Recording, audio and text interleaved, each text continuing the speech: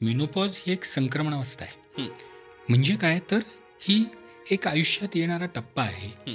की ज्याच्यामध्ये बदल होतात. हो, हा काही आजार नाही आहे. बरोबर. म्हणजे जसं आपण म्हणतो की प्रेग्नन्सी राहिली हं. तर प्रेग्नन्सी हा आजार आहे का? ज्यावेळेस ऍक्च्युअल मेनोपॉज असतो त्यावेळेस काय काय टप्प्यांमध्ये फिजिओलॉजिकल चेंजेस दिसतात.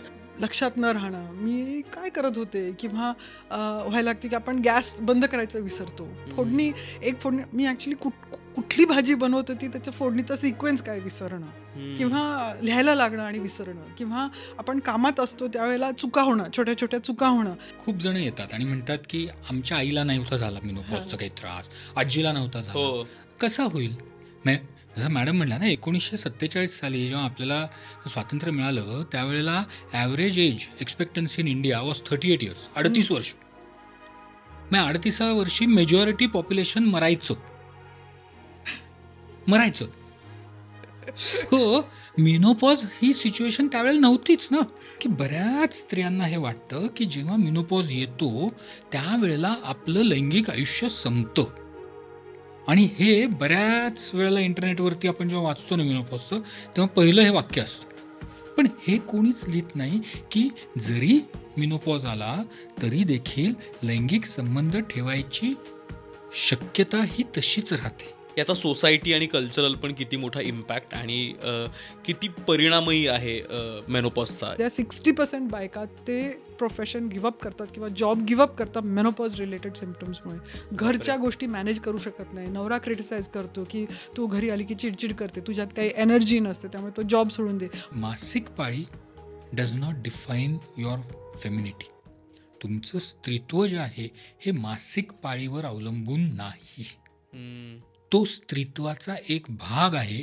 हे जेव्हा आपण जाणून घेऊ त्यावेळेला ती जाताना जे काय त्रास होतील किंवा जे काय बदल होतील ते बदल आपण स्वीकारूया.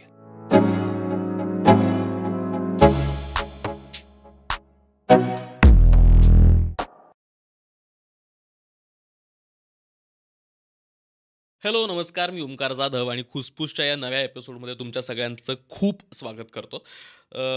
खूप लोकांनी या एपिसोडची विचारणा केली होती, खूप लोकांना याविषयी माहिती हवी होती, याबद्दल ऐकायचं होतं, म्हणून आज आपण तो एपिसोड घेऊन आलेलो आहोत. आजचा विषय आहे मेनोपॉज, ज्याला आपण मराठीत रजोनिवृत्ती असं म्हणतो. मला हा शब्द फार आवडतो खरं, रजोनिवृत्ती. मी ज्यावेळेस पर्यायी शब्द शोधायला लागलो होतो त्यावेळेस हा शब्द ऐकला आणि मला असं झालं की इंटरेस्टिंग आहे हा शब्द.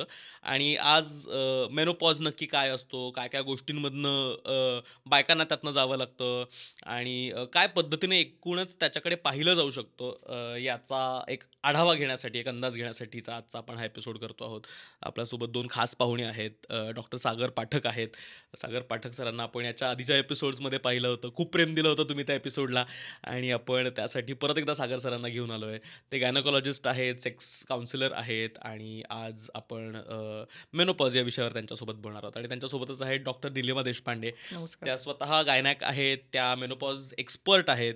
व्ही फॉर वजाना नावाचा त्या स्वतः एक पॉडकास्ट करतात आणि त्यांनी नुकतंच एक पुस्तकही केलं आहे, मेनोपॉज मेड इझी या नावाने. तर दोघेही मेनोपॉज आणि या संबंधितच्या गोष्टींमध्ये काम करणारे आणि त्याबद्दल विशेष माहिती असणारे दोन्ही मोठी लोक आज आपल्यासोबत आहेत आणि आपण त्यांच्यासोबत आज गप्पा मारत समजून घेण्याचा प्रयत्न करणार आहोत मेनोपॉज म्हणजे नक्की काय असतो. तर वेलकम दोघांनाही. मला इथूनच सुरुवात करावीशी वाटते की मेनोपॉज म्हणजे नक्की काय आहे. म्हणजे आपण पिरियड्सबद्दल बोलतो त्यावेळेस माहिती आहे की हे फिजिओलॉजिकल चेंजेस होतात आणि मग त्यानंतर पिरियड सुरू होतात, पाळी सुरू होते आणि मग ती एका पॉईंटला थांबते. तर हे एक्झॅक्टली काय आहे ह्युमन बॉडीजमध्ये आणि हे फक्त माणसांमध्ये होतं का इतर प्राण्यांमध्येही होतं, याच्याबद्दल आपण बोलू शकलो तर. सो आपल्याला माहिती असतं की बाळ जेव्हा मम्मीच्या आईच्या पोटात वाढत असतं हं. तर जी फिमेल बेबी असते तिच्याकडे एक ओव्हेरियन रिझर्व्ह असतं, म्हणजे तिचे जे अंडाशय असतं त्याच्यामध्ये काही अंडी असतात. हो. आणि जसं आपण मोठे होतो तसं त्या अंड्यांची अमाऊंट जी असते, नंबर जे असतं तो कमी होत जातो. तर ज्यावेळेला पाळी सुरू होते साधारण 12, 13 वर्षाला, तेव्हा साधारणपणे 50,000च्या आसपास अंडी उरलेली असतात. ती आपल्याला साधारण 45-50च्या वयापर्यंत पुरायची असतात. ओके. तर मेनोपॉज म्हणजे काय, बाय डेफिनेशन की जेव्हा पिरियड्स थांबतात, 12 महिन्यासाठी कन्झेक्युटिव्हली, मग आपण त्याला मेनोपॉज म्हणतो. मग त्याच्यामध्ये एज रिलेटेड ज्या गोष्टी असतात, थोडे ग्लोबल एज, ॲव्हरेज एज साधारणपणे 52 वर्ष आहे. इंडियामध्ये किंवा एशियन कंट्रीजमध्ये 46 to 48 म्हणतात. मग ओके. परत त्याच्यामध्ये अर्ली मेनोपॉज आणि प्रिमॅच्युअर ओव्हेरियन इन्सफिशियन्सी असे वेगवेगळे टर्म्स वापरले जातात, जे त्या फंक्शन संपण्याबद्दल, म्हणजे ओव्हरीमधले एग्ज संपल्याबद्दल किंवा त्याचं जे प्रोडक्शन संपल्याबद्दल आहे. पण बेसिकली मेनोपॉज म्हणजे काय, तुम्ही बाळ प्रोड्यूस करण्याच्या कॅपॅसिटीमधनं बाळ न प्रोड्यूस करायच्या कॅपॅसिटीमध्ये ट्रान्झिशन करतं. ओके. नाही, मॅडम म्हणला तसं की प्रत्येकाच्या अंडकोशामध्ये, प्रत्येक महिलेच्या अंडकोशामध्ये एक फिक्स नंबर ऑफ बीजांड असतात.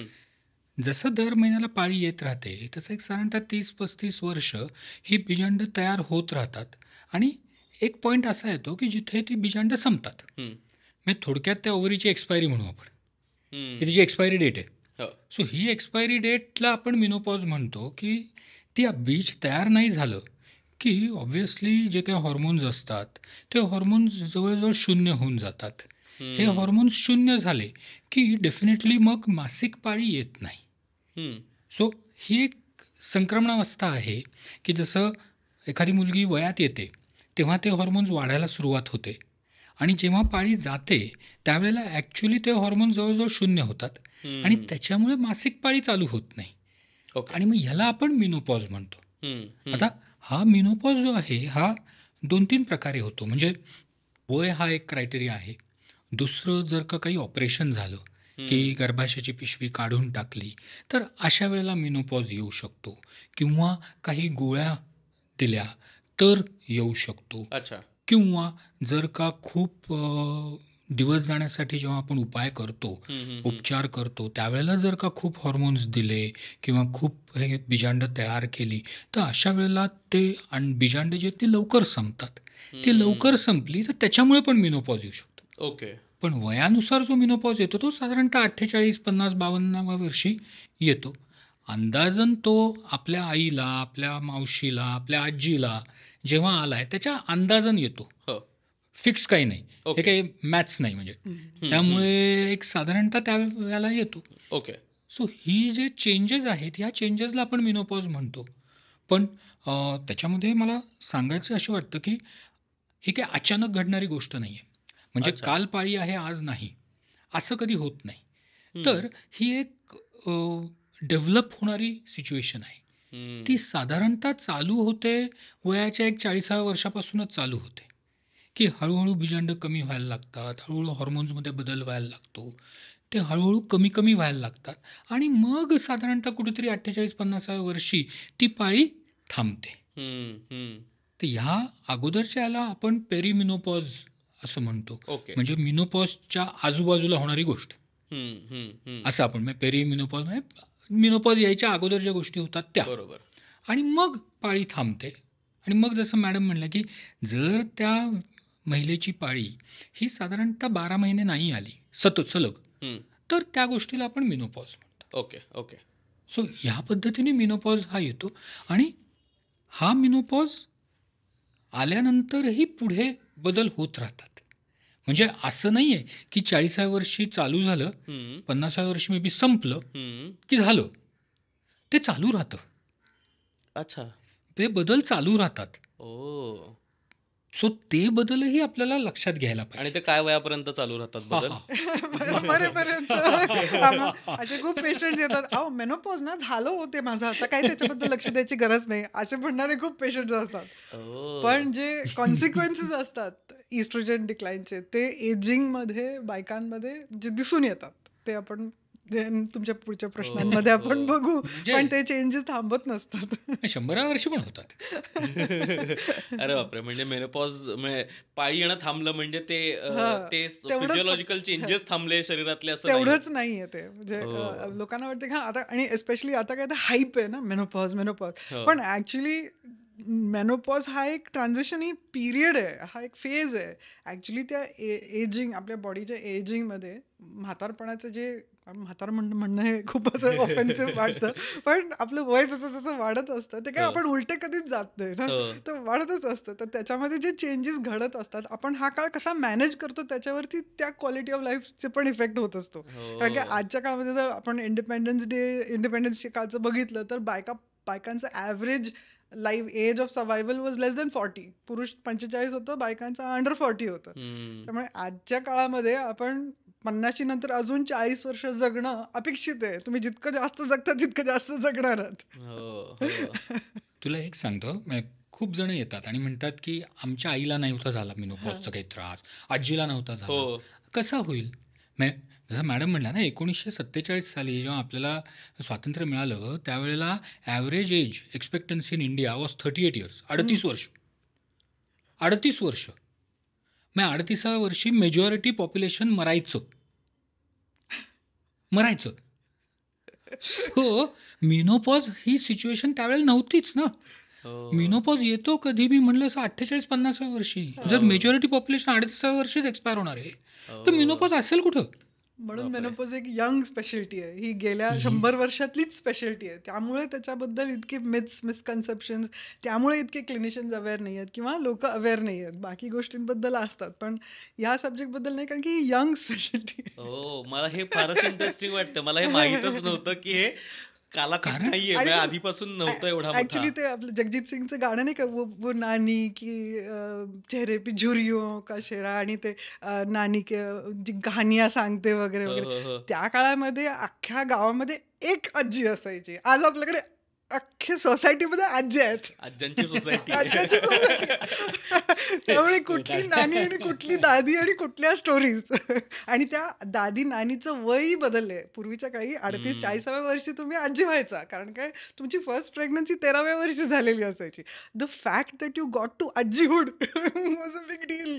कारण काय हो. 30% 40% मॉर्टॅलिटी, म्हणजे ज्या मुली 13व्या-14व्या वर्षी प्रेग्नंट होत होत्या, तुमचं का म्हणतात की बाईचा पहिला नवीन जन्म होतो पहिल्या डिलिव्हरीनंतर? का? कारण काय त्या मुलीचं वय लहान असल्यामुळे किंवा त्या प्रेग्नन्सीच्या धोक्यांमध्ये दगावणं इतकं कॉमन असायचं नॅचरल चाइल्ड बर्थमध्ये, की 30% मुली त्या फर्स्ट चाइल्ड बर्थमध्ये दगावायच्या. तर मग तुमचं पहिला प्रेग्नन्सी सक्सेसफुल होणं हीच खूप मोठी अचीवमेंट होती. त्यामुळे तुम्ही आजी होणं म्हणजे खरंच खूप मोठी गोष्ट होती. की तुम्ही सबसिक्वेंट प्रेग्नन्सीजला जगत होता, तुम्ही हेमरेजनी दगावला नाहीत किंवा दुसऱ्या कुठल्या कारणाने दगावला नाहीत, म्हणून 26व्या वर्षी तुमच्या मुलीच्या by the time you are 30 तुमच्या मुलीच्या लग्नाची वेळ आलेली असायची. 8व्या-9व्या वर्षी. म्हणून 40व्या वर्षी तुम्ही ऑलरेडी आजी होता, जर तुम्ही तिथपर्यंत जगलात तर. तर आज आपल्याकडे आपण खूप प्रिव्हिलेज्ड आहोत की आपल्याकडे इतक्या आज्या आहेत. आपल्या लहान मुलांना आजी आजोबांचा सहवास मिळतो, ही खूप मोठी गोष्ट आहे आजच्या काळात. म्हणजे मेनोपॉज येतो, त्याचा दोष जर कोणाला द्यायचा झाला तर तो वैद्यकीय क्षेत्राला द्यायला पाहिजे. ॲब्सोल्युटली. कारण वैद्यकीय क्षेत्रामुळे Yes. लोकांचं आयुर्मान वाढलंय. म्हणजे आता भारताची लाईफ एक्सपेक्टन्सी Yes. ही आता 68 इयर्स आहे, 68 वर्ष आहे. आणि नेक्स्ट सेन्सस जेव्हा येईल, अजून आलेलं नाही आहे, तर we are expecting it to be 71 to 72 years. बापरे. ही ॲव्हरेज 71-72 वर्ष ही ॲव्हरेज लाईफ एक्सपेक्टन्सी आहे. हो. सो मेनोपॉज हा जो काय त्रास आहे, हा त्रास नक्कीच पुढच्या येत्या काळामध्ये वाढणार आहे. आज जर का आपण डेव्हलप्ड कंट्रीजमध्ये गेलो, की जपानमध्ये लाईफ एक्सपेक्टन्सी 78 वर्ष आहे, मॅक्झिमम इन द वर्ल्ड. तिथं खूप वयस्कर लोक राहत आहेत. नेदरलँड्स आहे, युरोपियन कंट्रीज आहेत, तर तिथे लाईफ एक्सपेक्टन्सी वाढली आणि त्याच्यामुळे मेनोपॉजचे त्रास तिथे अधिक जोमाने दिसत आहेत. हो. ॲक्च्युली स्टॅटिस्टिकली म्हटलं तर आपल्याला साधारण आकड्यांचा ना अंदाज येत नाही, कारण आपण न्यूजपेपर वगैरे एवढे आकडे बघतो. बरोबर. व्हॉट डज इट मीन? हो. तर म्हणतात ना, ग्लोबली 1 बिलियन विमेन, म्हणजे 1/6 of the world population is going through menopause in the coming 4-5 years. पण इंडियामध्ये काय, 150 मिलियन विमेन, त्याच्यापैकी 1/3 बायका हार्ट डिझीजनी दगावणार आहेत. साधारण 30 to 40 मिलियन, म्हणजे about the population of Pune. बापरे. Across India about 25 to 30 million, म्हणजे दे विल गेट ऑस्टिओपोरोसिस, म्हणजे hip fracture, wrist fracture, spine fracture, bedridden होणं. तेवढाच नंबर 20 मिलियनला डिमेन्शिया होणार आहे. त्या डिमेन्शियाच्या लोकांचं केअर किती त्रासदायक असतं. आज आपल्याकडे जे श्रोते असतील त्यांना माहिती असेल, जे त्यांच्या म्हाताऱ्या आजी आई-वडिलांना सांभाळतात, की हो डिमेन्शिया केअर किती डिफिकल्ट आहे. हो आणि त्याच्याकडे आपल्यासारख्या देशाने प्लॅनिंग केलेलं नाही आहे. रिसोर्सेस नाही आहेत. अजूनही आपल्या देशामध्ये जे हेल्थ केअर फॅसिलिटीज आहेत ते फॅमिलीवरती अवलंबून असतात. हम्म, स्टेट फंडेड हेल्थ केअर आपल्याकडे नाही आहे. हम्म, तसंच एजिंग पॉप्युलेशन, मेनोपॉज रिलेटेड ज्या बायकांच्या प्रॉब्लेम्स असतात त्याच्यासाठी गव्हर्नमेंट फंडिंग नाही आहे हेल्थ केअरसाठी. हम्म, सगळं आपली फॅमिली झेलून घेते, कारण की आपल्याकडे अजून जॉईंट फॅमिलीज, फॅमिली सपोर्ट हो नेटवर्क. आणि हा प्रॉब्लेम कोणाला फेस करायला लागणार आहेत? आजचे जे मायग्रेटरी यूथ आहे, हम्म, तुम्ही म्हणत हम्म, होता ना तुमचे यंग ऑडियन्स आता हे मागायला हो लागलाय टॉपिक का? हो कारण की ते एक्सपिरियन्स करतायत जेव्हा ते मायग्रेट करतात बँगलोर पुण्यासारख्या IT सिटीजमध्ये, की त्यांना किती स्ट्रेस आणि किती त्रास आहे. मग काही काही मुलं अब्रॉड असतात, ते आई वडील एल्डरली असतात, ते एकटे झेलत असतात. हो त्या सगळ्या चॅलेंजेसला त्यांना एकटं फेस करायला लागत असते. हम्म, आणि त्याच्यामुळे त्यांना लक्षात येते की अरे बाबा, आपले आई वडील एकटे फेस करतात, त्यांना सपोर्ट म्हणजे आपलं काय होणार, हम्म, आपल्याला हम्म, कोण बघणार. कारण की अजून आता हल्लीच्या जनरेशनला हे पण लक्षात आलंय की तुमच्या मुलांवरती तुम्ही रिलाय करू शकत नाही की तुम्हाला सांभाळतील, बघतील. हम्म, आणि आता दुसरी गोष्ट, पेन्शनेबल जॉब्स पण. हो. सो आपले आई वडील जे प्रिव्हिलेजमध्ये होते की त्यांना ॲटलिस्ट पेन्शन होतं, काही हेल्थ केअर होतं. माझे बाबा एक्स आर्मी ऑफिसर आहेत, तर त्यांना हेल्थ केअर. ते ह्या जनरेशनला is very challenging. Hmm, they are going hmm. To face it in the next 5 to 10 हो, years. मला हे फार इंटरेस्टिंग वाटतंय की हे मेनोपॉज सारखी गोष्ट जी खरं तर खूप पर्सनल वाटू शकते, त्याचा एक खूप सोसायटल पण एक चेहरा आहे आणि तो पण एक खूप मोठा असू शकतो आणि येत्या काळात तो वाढणार आहे. त्याच्यामुळे मलाच बरं वाटतंय की आपण सुरुवातीलाच या गोष्टी ॲड्रेस करतो आणि आत्ताच मेनोपॉजबद्दलचं कॉन्व्हर्सेशन आहेत, म्हणजे वी नो कशासाठीची तयारी करायची आहे. ऍक्च्युली तुम्ही म्हणता ना, हे असं सोसायटीचं वाईट जे सेक्शुअल मेडिसिनचे सोसायटीज आहेत ते बायोसायको सोशल मॉडेल असं वापरतात. पण ॲक्च्युली मी म्हणेन की फक्त सेक्शुअल मेडिसिनसाठी नाही, तर प्रत्येक मेडिकल फील्ड जो आज आहे तो बायोसायको सोशल इव्हेंटच आहे आणि तो हम्म, तसाच बघितला गेला पाहिजे हो 360 डिग्रीज. कारण की जे डायबेटिक्स आहेत त्यांना माहिती आहे, घरचं किचन सांभाळणाऱ्या बाईला हो जोपर्यंत तुम्ही सपोर्ट करत नाही, तुमचा कोणाचाच डायबेटीस कंट्रोल इफेक्टिव्ह होत नाही. हो येस. आपण आता वेगवेगळे जे त्रास होतात त्याच्याबद्दल बोलत होतो. तर मेनोपॉजमधनं जाताना एकतर काय टप्प्यात, म्हणजे तुम्ही म्हणालात की जसं 40व्या वर्षापासून त्याचे सिम्पटम्स, मला माहीत नाही सिम्पटम्स योग्य शब्द आहे की नाही त्याला वापरण्यासाठी, कारण म्हणजे तुम्हीच करेक्ट करा मला. तर काय काय त्रास एकतर काय वयापासून सुरू होतात आणि काय काय त्रासांमधनं जावं लागू शकतं? बेसिकली एक पहिलं लक्षात घे, मग अशी म्हणलं मी तसं, की मिनोपॉज ही एक संक्रमण अवस्था आहे. हं, म्हणजे काय तर ही एक आयुष्यात येणारा टप्पा आहे हं, की ज्याच्यामध्ये बदल होतात. हो हा काही आजार नाही आहे. बरोबर. म्हणजे जसं आपण म्हणतो की प्रेग्नन्सी राहिली हं, तर प्रेग्नन्सी हा आजार आहे का? नाही. नाही.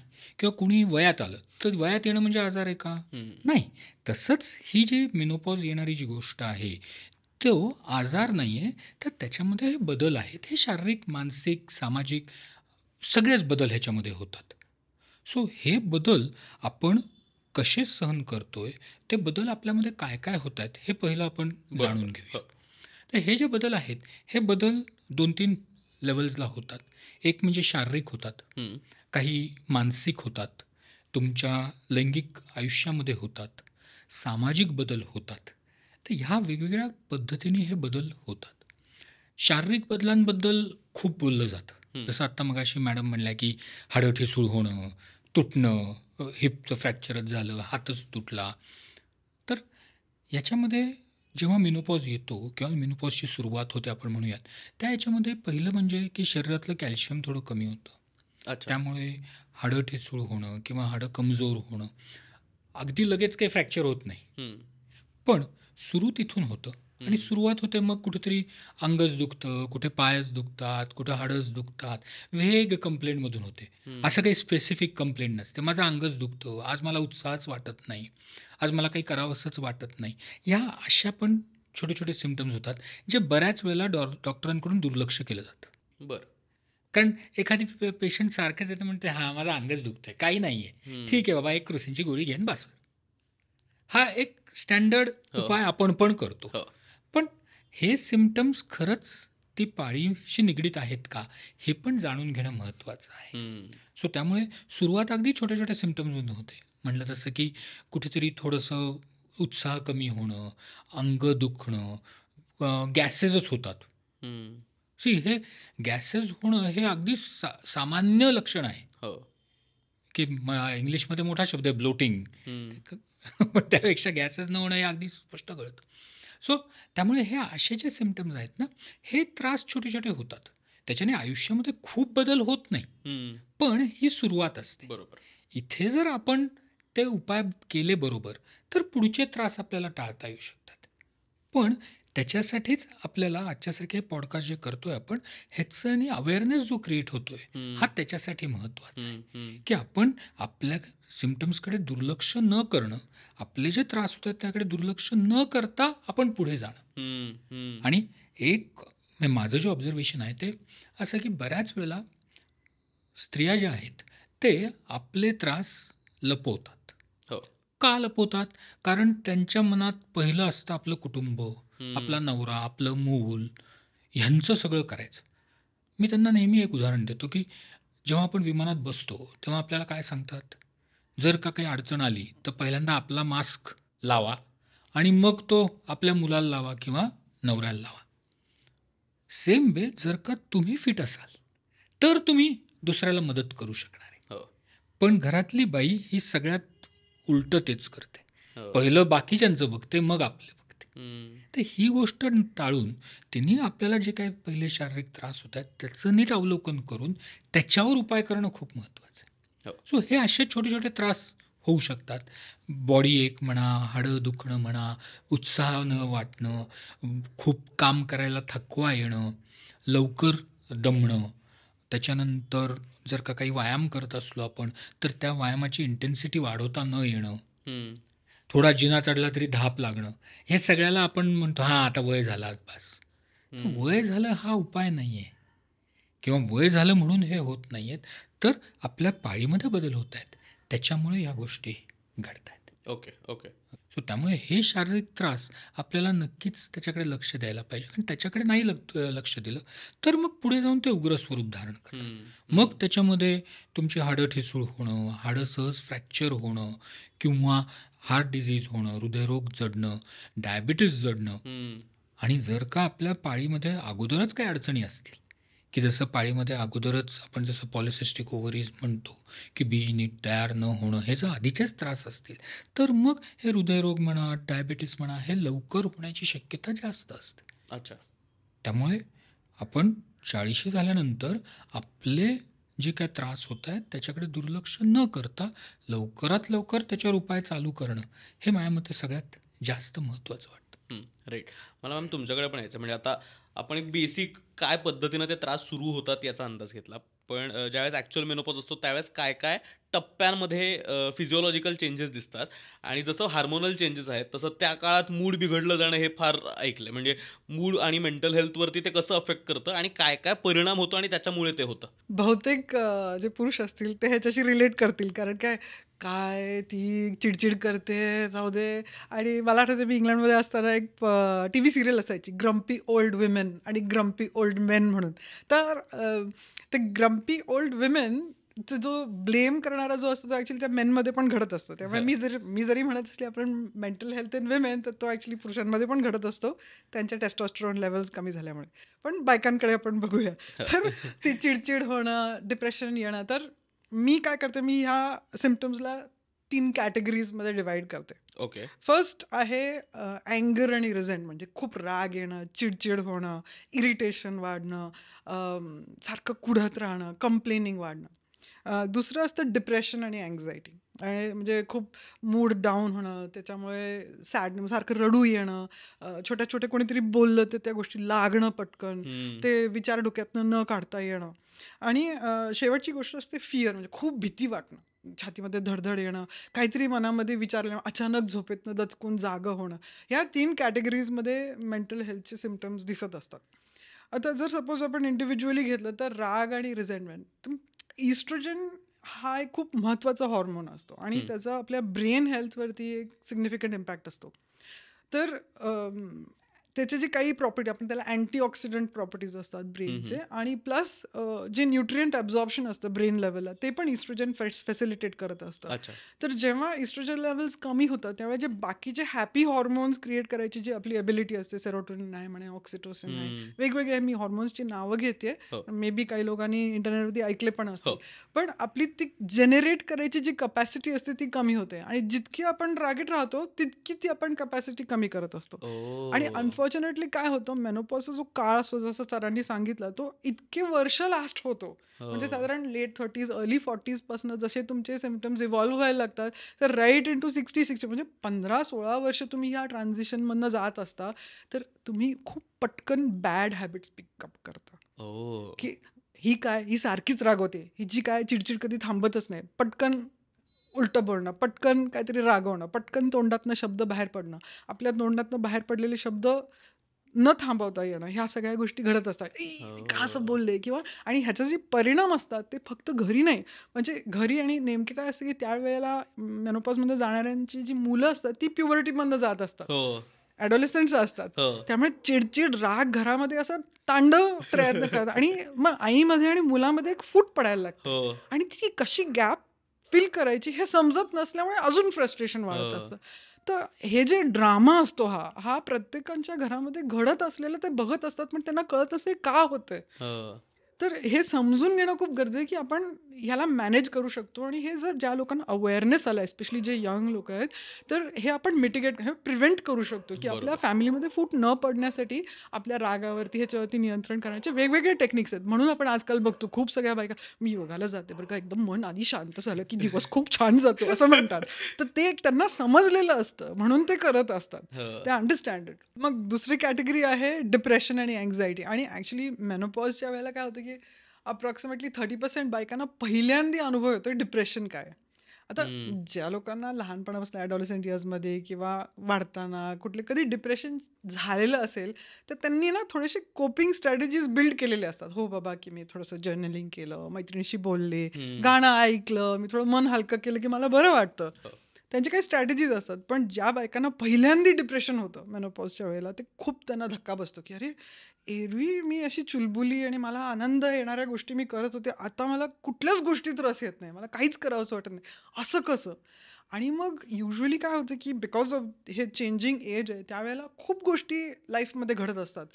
जॉबचे चॅलेंजेस असतात, फायनान्शियल चॅलेंजेस असतात, पोरं वाढत असतात, काही हल्लीच्या काळामध्ये तर नवरे दगवतात लवकर. म्हणजे रिसेंटलीच आपण बघितले की सीईओज आणि ॲफ्लुएंट एरियामध्ये सुद्धा 40-42 कुठेतरी मॅरेथॉन पळायला गेला आणि आलाच नाही परत, कुठेतरी सायकलिंगला गेला, रोड ट्रॅफिक ॲक्सिडेंट, कुठं विडोहुड ही मोठी गोष्ट आहे, डिवोर्स आणि सेपरेशन ही मोठी गोष्ट आहे.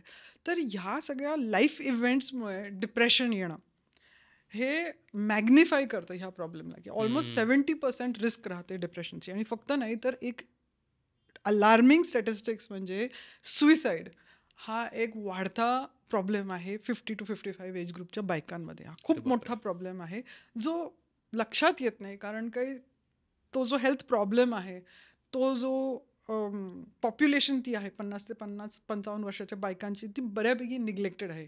हेल्थ प्रोफेशनल्सकडनं सुद्धा, फॅमिलीकडनं सुद्धा आणि सोसायटीकडनं सुद्धा.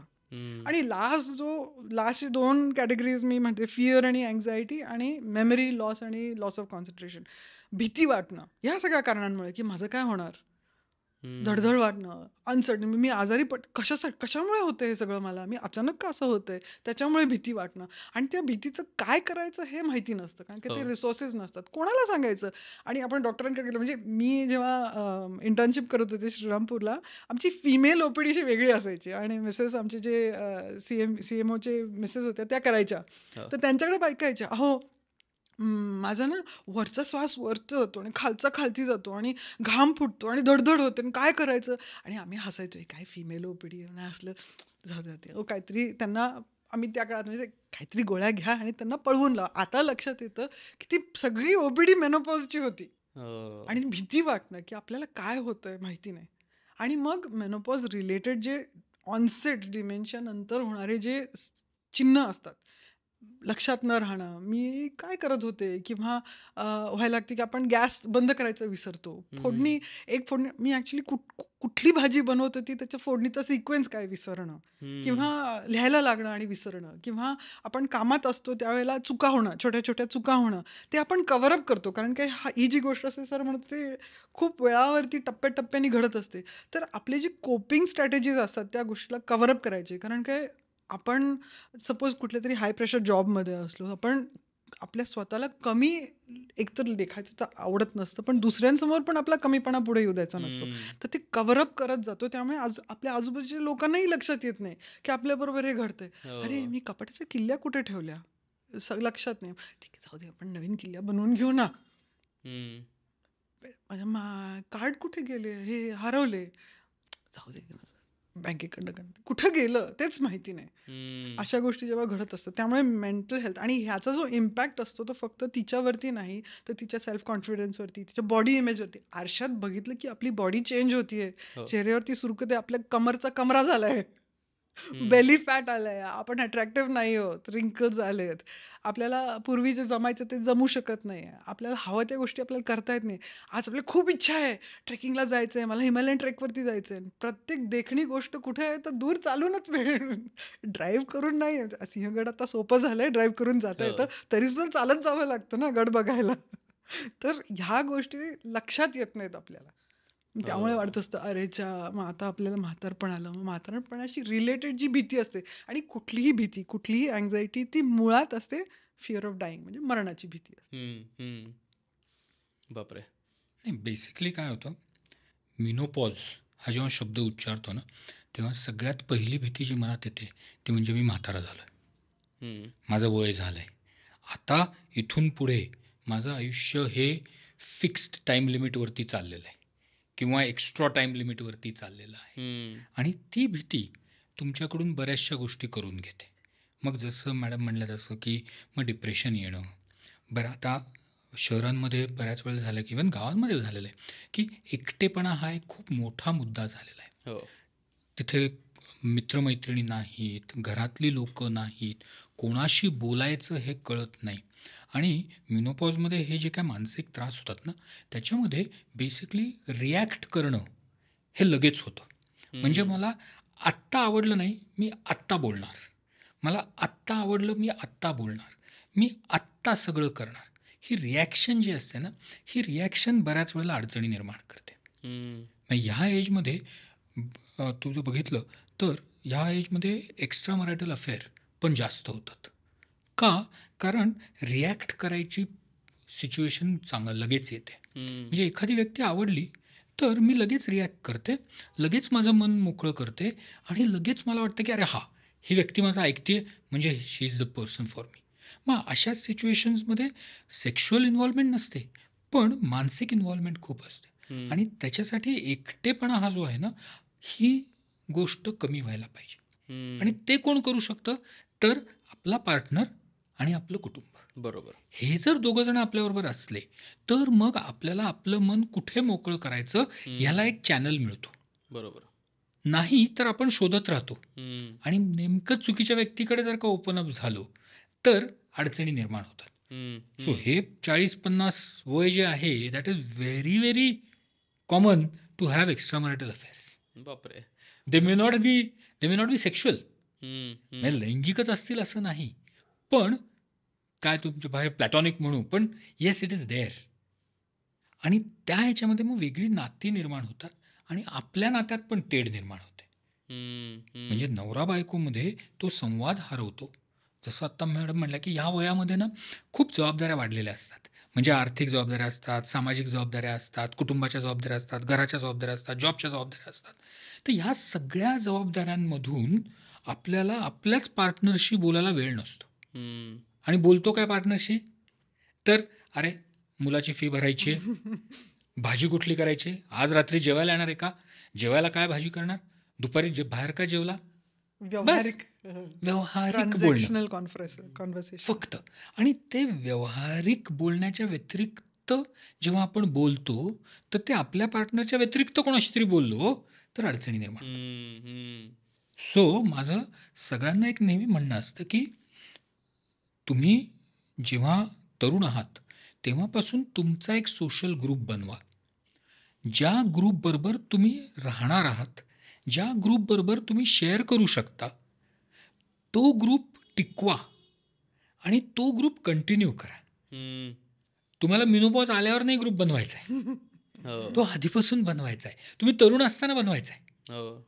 आणि that is the group which actually helps. हम्म. आणि त्याच्यामुळे तू आजकाल बघितलं असशील 1960 साली SSC पास झालेल्यांचं रियुनियन. हो. मी अशा खूप रियुनियन्सला गेलोय बोलायला. म्हणजे मला एक आठवतंय MES कॉलेजचं नाही, MES पण नाही, गरवारे शाळेचं रियुनियन होतं आणि I had given a talk over there. The reason is त्यांना काहीतरी ग्रुप पाहिजे. हो. ते लोक एकमेकांना 40 वर्षांनी भेटले होते, म्हणजे त्यांना काहीच माहीत नव्हतं एकमेकांचं, नावं पण आठवत नव्हती रे. सगळे ते मिनोपॉजमध्ये अँड्रोपॉजमध्ये गेलेले होते. इकडे सुरकुत्या, इकडे पोट वाढले, काय वाढले, विचित्र होतं. कोणी व्हीलचेअरवर होतं, कोणाचे गुडघेच बदलले होते, कोणाचे डोळे बदलले होते, व्हॉटएव्हर. पण तो ग्रुप बनला आणि मग त्या ग्रुपमध्ये जेव्हा शेअरिंग चालू झालं हम्म. त्यावेळेला दे फेल्ट व्हेरी गुड. हम्म. आणि त्यामुळे हे जे रियुनियन्स होत आहेत आता, त्याचं खूप प्रमाण वाढलं आहे. का? कारण आपण आपला सोशल ग्रुप बनवलेला नाही आहे, मग आपण कुठेतरी शोधतो. हम्म. दुर्दैवाने आपल्या देशामध्ये असे कुठले ग्रुप्स नाही आहेत, किंवा असले तरी ते शहरात लिमिटेड आहेत. आणि त्यामुळे असे एकत्र येणारे ग्रुप्स पाहिजेत. म्हणजे जसं व्यसनमुक्ती केंद्रामध्ये ग्रुप्स आहेत हो. व्यसन सोडवण्यासाठी, तसं मिनोपॉजचे ग्रुप्स पाहिजेत. तसे मिडल एज्ड लोकांचे ग्रुप पाहिजेत. सिनियर सिटीजन्सचे आता वाढायला लागलेले आहेत, हम्म. कारण ती गरज आहे. हे असे ग्रुप्स आपण जर तयार केले तर त्याच्यावरती आपले हे मेंटल इश्यूज जे मिनोपॉज येतात ते आपल्याला हँडल करायला सोपं जातं. हम्म. हम्म. ॲक्च्युली एक इंटरेस्टिंग किस्सा सांगते. when I was going through menopause, म्हणजे माझी जेव्हा 40s, mid 40s, late 40s आले होते, माझं एक कॉन्व्हर्सेशन माझ्या कझिन बरोबर झालं होतं आणि तिच्याकडनं मला खूप शिकायला मिळालं. ती ॲक्च्युली ॲडव्हर्टायझिंगमध्ये काम करते. तर मी तिला म्हणते असं तसं, तेव्हा माझी चिडचिड. ती म्हणली, तुला माहिती नाही का की बायकांना त्यांचे वेगवेगळे फ्रेंड्स लागतात. म्हटलं म्हणजे काय? म्हणजे काय, तू अपेक्षा करते की एक फ्रेंड तुझं सगळं हेल्प करेल, किंवा एक व्यक्ती, किंवा बहुतेक बायकांना वाटतं की नवऱ्याने सगळं माझं ऐकून घेतलं पाहिजे, हो. तो माझा मित्र, तो माझा सपोर्ट म्हणा, तो मला लवर, तो सगळं मला सांगता आलं पाहिजे. पण ॲक्च्युली बायकांना वेगवेगळ्या फ्रेंड्सची गरज असते. तिने मला सांगितलं की सोमवारची कॉफी प्यायला एक तुझी मैत्रीण असेल, बुक क्लबमध्ये ह्या बुकमध्ये जे गूढ किंवा गहन जे तुझ्या मेंटल रिफ्लेक्शन्स आहेत ते डिस्कस करायला एक वेगळी फ्रेंड पाहिजे, तुझे जे इमोशनल अप्स अँड डाऊन्स जे रिलेट करू शकते तो एक वेगळा व्यक्ती पाहिजे, तुझं ॲक्च्युली काउन्सिलिंग जे होणार आहे, ज्याच्याबद्दल तू ऑफलोड करून ॲडवाईस घेणार आहेस, तो व्यक्ती प्रोफेशनल असणं खूप गरजेचं आहे. ते तुझे फ्रेंड्स आणि कॉन्टॅक्ट्स आणि फॅमिली करू शकत नाहीत, कारण की ते तुझ्यामध्ये खूप इन्व्हॉल्वड आहे, ते तुझ्यापासून इंडिपेंडंट नाही आहे, ते तुला इंडिपेंडंट ॲडवाईस कधी देऊ शकत नाहीत. तुझ्या फायनान्शियल लाईफसाठी लागणारं रेकमेंडेशन तू मित्रमैत्रिणींकडनं किंवा वर्क प्लेस कलिग्सकडनं घ्यायचं नाही, तो स्पेसिफिक पर्सन आहे त्याच्याकडनंच घ्यावं. तर ह्या चुका आपल्याकडनं होत आपण शिकण्यापेक्षा हा अवेअरनेस सोसायटीमध्ये आला तर कितीतरी प्रॉब्लेम सॉल्व्ह होतील, की बायकांनी त्यांचा जो फ्रेंड सर्कल आहे तो कसा निवडावा. त्या फ्रेंड नॉट की मॅनिप्युलेशन करून, पण एक डिसर्निंग व्यक्ती, म्हणजे एक आपल्या मनामध्ये एक काय बरं म्हणायचं, स्पेसिफिसिटी आणून, की हां, आपल्या सर्कलमध्ये असे वेगवेगळे आपले फ्रेंड्स आहेत जे आपले रिसोर्स सर्कल बनू शकतात. त्याच्यामध्ये सुद्धा ज्या लोकांना डिप्रेशन किंवा अँझायटी आहे, एक जवळची व्यक्ती अशी तरी पाहिजे ज्याला आपण सगळं सांगतो, हो. ज्याला सगळं माहिती असायला पाहिजे, फॉर दॅट सुसाईड रिस्क प्रिव्हेन्शनसाठी हम्म. खूप गरजेचं आहे. हो. एक कॉन्फिडंट. पण एकच मला इथे सांगावंसं वाटतं की येस, मित्रमैत्रिणी पाहिजेत वेगवेगळे, ॲब्सोल्युटली. पण पार्टनर्सनी, नवरा बायको म्हणू आपण, हो. त्यांनी एकमेकांबरोबर हे शेअर करणं खूप महत्त्वाचं आहे. हो. म्हणजे मंगळवारी मी माझ्या मैत्रिणीला माझे सगळे पर्सनल इश्यूज सांगतोय, हे मे बी माझ्या बायकोला आवडणार नाही. हम्म. व्हाईस वर्सा, आपण जेंडर हे करायला हो. नको. हो. तर जेव्हा मी माझ्या मैत्रिणीला माझे पर्सनल प्रॉब्लेम सांगतोय, ते मी सांगितलेले आहेत हे माझ्या पार्टनरला माहिती पाहिजे. हम्म. येस. ते जर माहिती नसेल तर तिथे अडचणी निर्माण होतात. हम्म. बाउंड्रीज. आणि त्या गोष्टी जोवर आपल्याला सांगितल्या जात नाहीत ते खूप महत्त्वाचं आहे ह्या वयामध्ये. कारण आपण ह्या वयामध्ये काय होतं की आपण स्वतःला खूप इंडिपेंडंट समजतो. मी काही करू शकतो, मी मोठे. तर येस, मोठे आहात, पण तुम्ही एका नात्यामध्ये आहात आणि नात्यामध्ये एकमेकांना सांगून गोष्टी करणं हे गरजेचं आहे. सो हम्म. Yes, you should have groups पाहिजेत, मित्रमैत्रिणी पाहिजेत, पण ते अंधारात पार्टनरला ठेवून नाही पाहिजेत. पार्टनरवरती मला म्हणजे आपण त्याच्याचवरनं पुढचा मुद्दा एक्सटेंड करूयात की हे तर सगळं ती फिमेल बॉडी किंवा ती व्यक्ती म्हणून या सगळ्या चॅलेंजेसमधनं वगैरे जाते. तर याच्यामध्ये फॅमिलीचा आता आपण सपोर्टबद्दल पण बोललो, तर फॅमिली म्हणजे कुटुंबातल्या लोकांचाही किती त्यातला मोठा रोल असतो आणि सगळ्यात महत्त्वाचा म्हणजे पार्टनरचा किती सगळ्यात मोठा रोल असतो. कारण रिसिव्हिंग एंडला म्हणजे जर चिडचिड करते आहे बायको किंवा जर आई त्या गोष्टींमधनं चाललेली आहे किंवा मोठी बहीण किंवा घरातली कुठलीही स्त्री आणि त्याच्यातलं इतर कुठलेही फॅमिली मेंबर्स असतील, तर ते काय पद्धतीने या सगळ्याकडे बघू शकतात आणि त्यातला पार्टनरचा रोल जर आपण हायलाईट करू शकलो, कारण नाही म्हटलं तरी एकत्र सोबत चालणारी प्रोसेस आहे ती. पार्टनरचा रोल हा अतिशय महत्त्वाचा आहे. पण त्याचबरोबर नुसता पार्टनरचा रोल महत्त्वाचा नाही, तर जी व्यक्ती त्या मेनोपॉजमधून जाते आहे, तिने सगळ्यात पहिलं एक्सेप्ट करणं, मान्य करणं, की हो, माझ्यामध्ये बदल होत आहेत. हे खूप महत्त्वाचं आहे. हम्म. कारण जरी पार्टनर समजूतदार असला, पण जर का त्या महिलेने एक्सेप्ट केलं नाही, की मला मेनोपॉज होतोय आणि मला त्याच्यामुळे हे इश्यूज येत आहेत, तर कॉन्फ्लिक्ट होत राहणार आहेत. हम्म. त्यामुळे ह्या तिथे दोघांनी एकमेकांबरोबर काम करायला पाहिजे.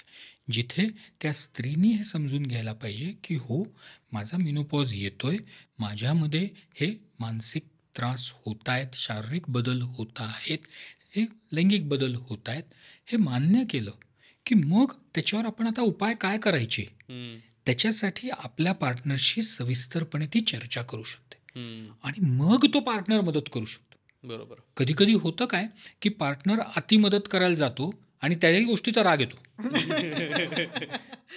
म्हणजे मला समजतंय तू मिनोपॉजमधून जातीये, मी तुला ही मदत करतोय, तू घेत का नाही? तर नकोय. म्हणजे जसं आत्ता त्या म्हणल्या ना मॅडम, की किल्ल्या हरवल्या, तर त्यावेळेला तिन्ही किल्ल्या करणं वेगळं आणि पार्टनरने म्हणणं हा किल्ला हरवला ना, ठीक आहे, ही घे किल्ली नवीन. हम्म. ती म्हणते मला मदत नकोय तुझी, हो. का मला मदत करतोय, मी मोठी आहे, मला नकोय मदत. हम्म. मग त्यावेळेला जर तिने मान्य केलं, की हो ठीक आहे, मी थोडंसं माझं लक्षात ठेवण्याची गोष्ट कमी झालेली आहे, तर जरी आत्ता मी विसरले किल्ल्या, मी केली किल्ली दुसरी, मी शोधीन, मला पुढच्या दिवशी सापडेल. तिने जर मागितलं, की नाही तू किल्ली करून दे, तर त्यांनी देणं हे महत्त्वाचं आहे. हम्म. हम्म. आपणहून मदत जेव्हा आपण करायला जातो, जेव्हा त्या व्यक्तीला गरज नाहीये, तिथे अडचणी निर्माण होतात. हो. सो या दोघांनी एका पेजवर यायला पाहिजे. त्याच्यासाठी त्या महिलेनी मान्य करणं, की मला हे बदल होत आहेत. त्या पार्टनरनी तिच्या मदत करणं तिच्या मर्जीने, बरोबर. हे खूप महत्त्वाचं आहे. हम्म. हम्म. मुद्दामून जाऊन मदत करू नका, मुद्दामून हे करू नका. बऱ्याच वेळेला असं होतं, हां तू खूप चिडचिड करते, हे करते, मी एक खूप मस्त काउन्सिलर शोधलेला आहे, चल आता तुला घेऊन जातो. अरे तिला नको आहे, ती अजून तयार नाही आहे काउन्सिलरकडे जायला. हम्म. तिच्याकडून येऊन दे ना, की खरंच अरे माझ्यामध्ये हे बदल होत आहेत, तू मला काय मदत करशील. मग तुम्ही शोधा ना काउन्सिलर. हम्म. मग येस, तिला घेऊन जा. तुम्हाला कळतंय की तिला गरज आहे, पण ती गरज आहे हे तिला समजायला पाहिजे आणि ती जाणीव करून द्यायची जबाबदारी पार्टनरची.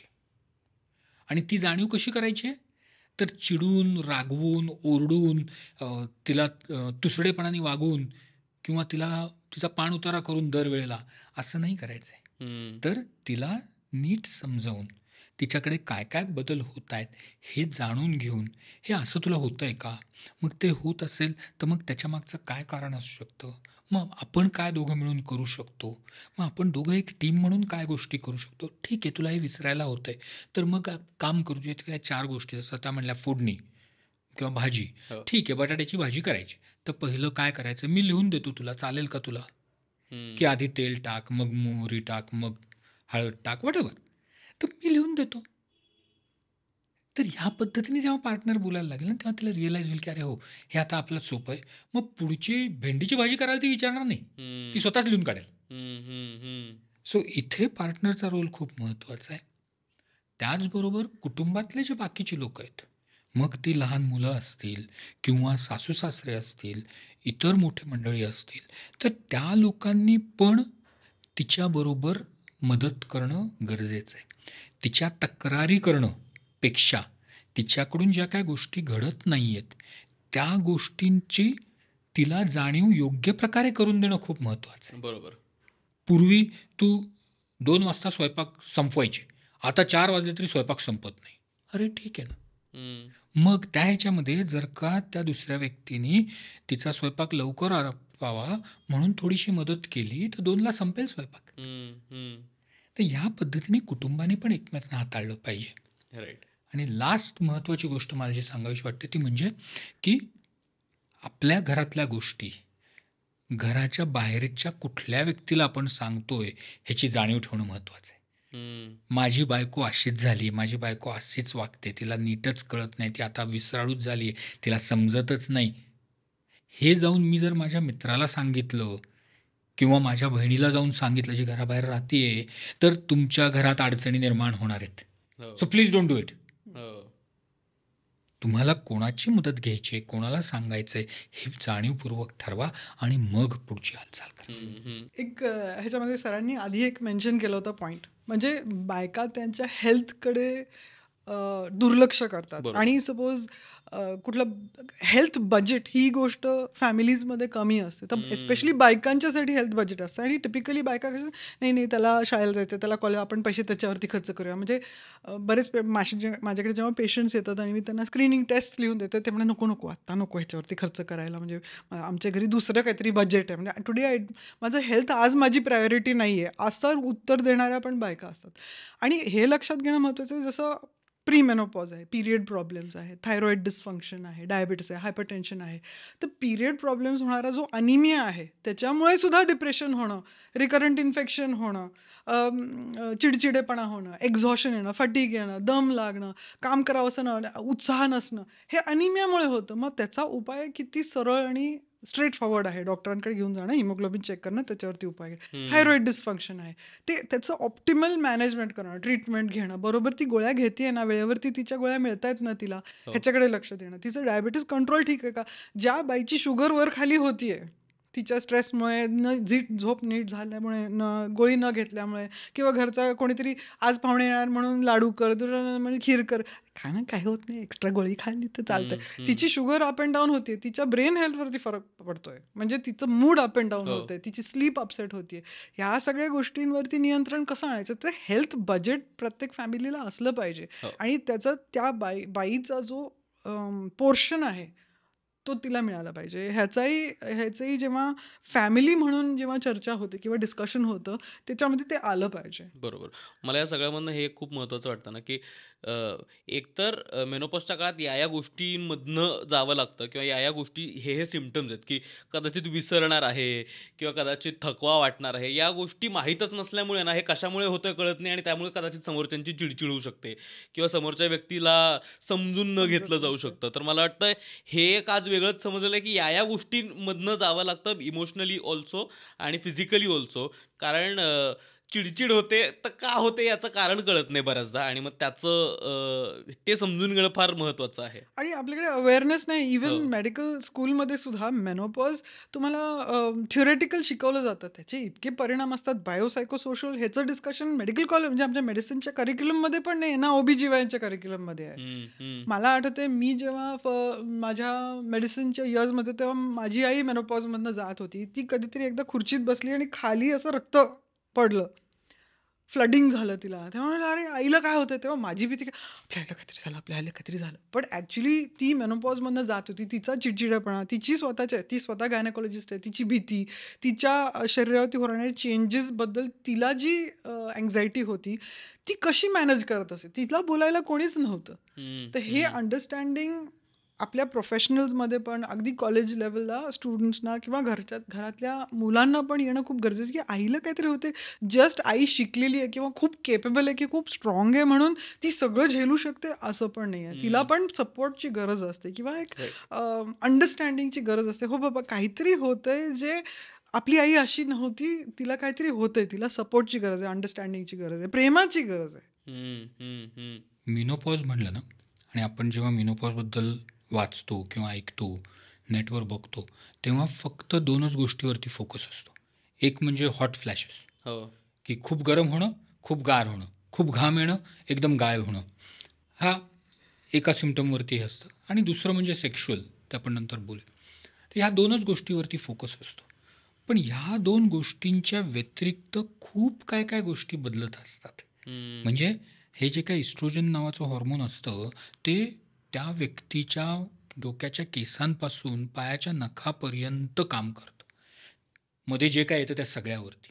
आणि त्यामुळे मेनोपॉजचे त्रास किंवा मेनोपॉजच्या गोष्टी ह्या प्रत्येक अवयवावरती होत असतात. म्हणजे कातडी लूज पडते, मसल वीक होतात, ताकद कमी होते, चरबी वाढते. मग ती चरबी कोणाची पोटावर वाढते, कोणी पार्श्वभागावर वाढते, कोणाची मांड्यांवर वाढते. थायरॉईड किंवा इतर काही आजार होऊ शकतात. डायबिटीज, ब्लड प्रेशर, बाकी काही गुठळ्या होणं, डोक्यामध्ये रक्ताच्या गुठळ्या होणं, ह्या अशा खूप गोष्टी होऊ शकतात. अगदी कॅन्सरपर्यंत होऊ शकतात.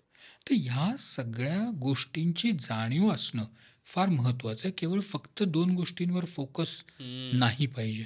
कारण त्या गोष्टी होतात का? हो, होतात. पण त्या गोष्टींपेक्षा बाकीच्या गोष्टी मेजॉरिटी लोकांना होतात. हम्म. आणि ह्याच्यातलं आत्तापर्यंत आपण जे बोलतोय मेनोपॉज, हा वयाने येणारा मेनोपॉजबद्दल बोलतोय. हो. जेव्हा एखाद्या स्त्रीची कुठल्या कारणाने गर्भाशयाची पिशवी काढायची वेळ येते, त्यावेळेला जो मेनोपॉज येतो ना, तो फटक्यात येतो. खट, आत्ता आहे, आत्ता नाही. हम्म. ही सिच्युएशन फार वाईट आहे. कारण जेव्हा ट्रान्झिशनसाठी वेळच नाही मिळाला. अगदी बरोबर. हो. कारण जसा वयाने मेनोपॉज येतो तर तो 8, 10, 15 वर्ष येत असतो. हम्म. पण पिशवी काढल्यावर तो मेनोपॉज खाडदिशी येतो. म्हणजे काल नव्हता, आज आहे. आणि मग अशा सिच्युएशनमध्ये त्या महिलेच्या मनावर, शरीरावर जे बदल होतात त्याच्यासाठी उपाय करणं अतिशय महत्त्वाचं आहे आणि ते तातडीने करणं महत्त्वाचं आहे. हम्म. आणि ह्याची जाणीव बऱ्याच वेळेला डॉक्टरांना पण नसते किंवा त्याच्याकडे दुर्लक्ष केलं जातं. येस. का? पिशवी काढली आहे, ठीक आहे, होणारच, हम्म. सहन करा थोडे दिवस, होऊन जाईल, आपोआप बरं होईल. आपोआप कुठलाच त्रास कमी होत नाही. म्हणजे जगातला कुठलाच त्रास आपोआप बरा होत नाही.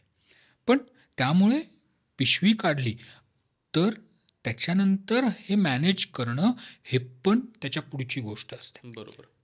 बऱ्याच वेळेला पिशवी काढली जाते की खूप रक्तस्राव होतोय किंवा काही गाठ आहे, काय आहे, तर त्यावेळेला पिशवी काढल्यावरती पेशंट एकदम बरा होतो. नातेवाईक पण हां, आता झालं, आता हिचं सगळं संपलं. बरं का, म्हणजे झालं, म्हणजे आता आजार संपला का, आता कशाला तिला डॉक्टरकडे जायचं. Yeah, yeah. ठीक आहे, टाके काढूस्तोवर विडूस्तोवर दुर्बिणीतलं असेल तर एक 8 दिवस बस झालं. 9व्या दिवशी काही गरज नाही ना, आता झालं की तुझं. हो. तर ते झालं नाही, तिथून चालू होतो मेनोपॉज. सो पिशवी काढणं हा एक क्षणिक गोष्ट झाली. मेनोपॉज पुढचे 20, 25, 30, 50 वर्ष चालू आहे. सो पिशवी काढल्यानंतरही त्या व्यक्तीचं चेकिंग करणं, तिला डॉक्टरांकडे घेऊन जाणं, तिचं बाकीच्या तपासण्या करणं हे खूप महत्त्वाचं आहे. हम्म. हम्म. सो ऑपरेशन झाल्यानंतर येणारा मेनोपॉज हा माझ्या मते जास्त सिव्हिअर असतो वयाने येणाऱ्या मेनोपॉजपेक्षा. आता आपण पिशवी काढल्यानंतरचा येणाऱ्या मेनोपॉजबद्दल बोलू ना, तसे अजून काय काय एक्सटर्नल फॅक्टर्स आहेत. म्हणजे आता हे तर पाहिलं आपण की कसा तो इंटरनल फॅक्टर्समधनं तो मेनोपॉज येतो. आणखीन मेनोपॉजच्या काळामध्ये अफेक्ट करू शकतील असे एक्सटर्नल फॅक्टर्स काय काय असू शकतात, म्हणजे त्याच्याबद्दल आपण काय बोलू. म्हणजे जर जेवणातल्या काही सवयी असतील किंवा लाईफस्टाईलमधल्याच काही सवयी असतील ज्या कदाचित त्या मेनोपॉजला अफेक्ट करतात, असे एक्सटर्नल काय काय फॅक्टर्स आहेत जे मेनोपॉजला अफेक्ट करतात. बायकांमध्ये एक्सटर्नल फॅक्टर्स अफेक्ट करणारे म्हणजे आपलं जे न्यूट्रिशन आहे, हम्म.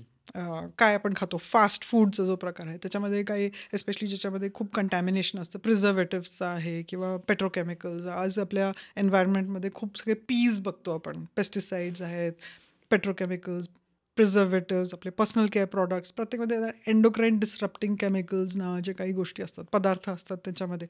त्याच्यामुळे पण हॉर्मोन डिस्रप्शन होऊन काही जे रिसेप्टर्स असतात आपल्या बॉडीमध्ये, आपण म्हणतो हां मेनोपॉजच्या काळामध्ये इस्ट्रोजन लेवल कमी होत असतं, पण जे रिसेप्टर्स असतात त्याच्यामध्ये हे केमिकल्स जाऊन अडकून ते इस्ट्रोजेनिक साईड इफेक्ट्स वाढवतात. मग त्याच्यामुळे पिशवीचं लाइनिंग वाढणं, त्याच्यामुळे हेवी पिरियड्स होणं, ब्रेस्ट लम्प्सचा अनुभव होणं, वेगवेगळ्या प्रकारचे ट्युमर्स होणं, आपले जे थायरॉईड फंक्शन असते त्याच्यामधले काही गोष्टी ब्लॉक होणं, आपले लिव्हर फंक्शन अफेक्ट होणं, अशा गोष्टी घडत असतात.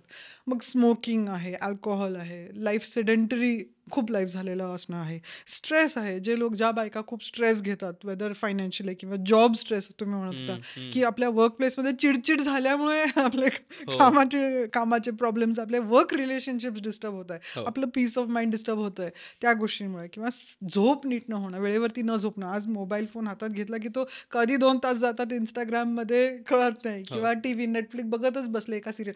ते ॲडिक्शन जे आहे स्क्रीनचं, ते पण झोप डिस्टर्ब करते. आणि आज आपल्याला माहिती आहे की झोपेची क्वालिटी डिस्टर्ब झाल्यामुळे मेंटल हेल्थ प्रॉब्लेम्स 200% पेक्षा जास्त वाढलेले असतात. चिडचिडेपणा, फोकस न येणं, कॉन्सन्ट्रेशन बिघडणं, एकमेकांची रिलेशनशिप, आपली एम्पथी नसणं, कंपॅशन नसणं, की दुसरा पर्सन काहीतरी कठीण टाईममधनं जातोय, आपण त्याच्याबरोबर कसं बोलावं हे न लक्षात येणं, किंवा भडकणं कोणावरती, ह्याचे कंट्रोल न येणं.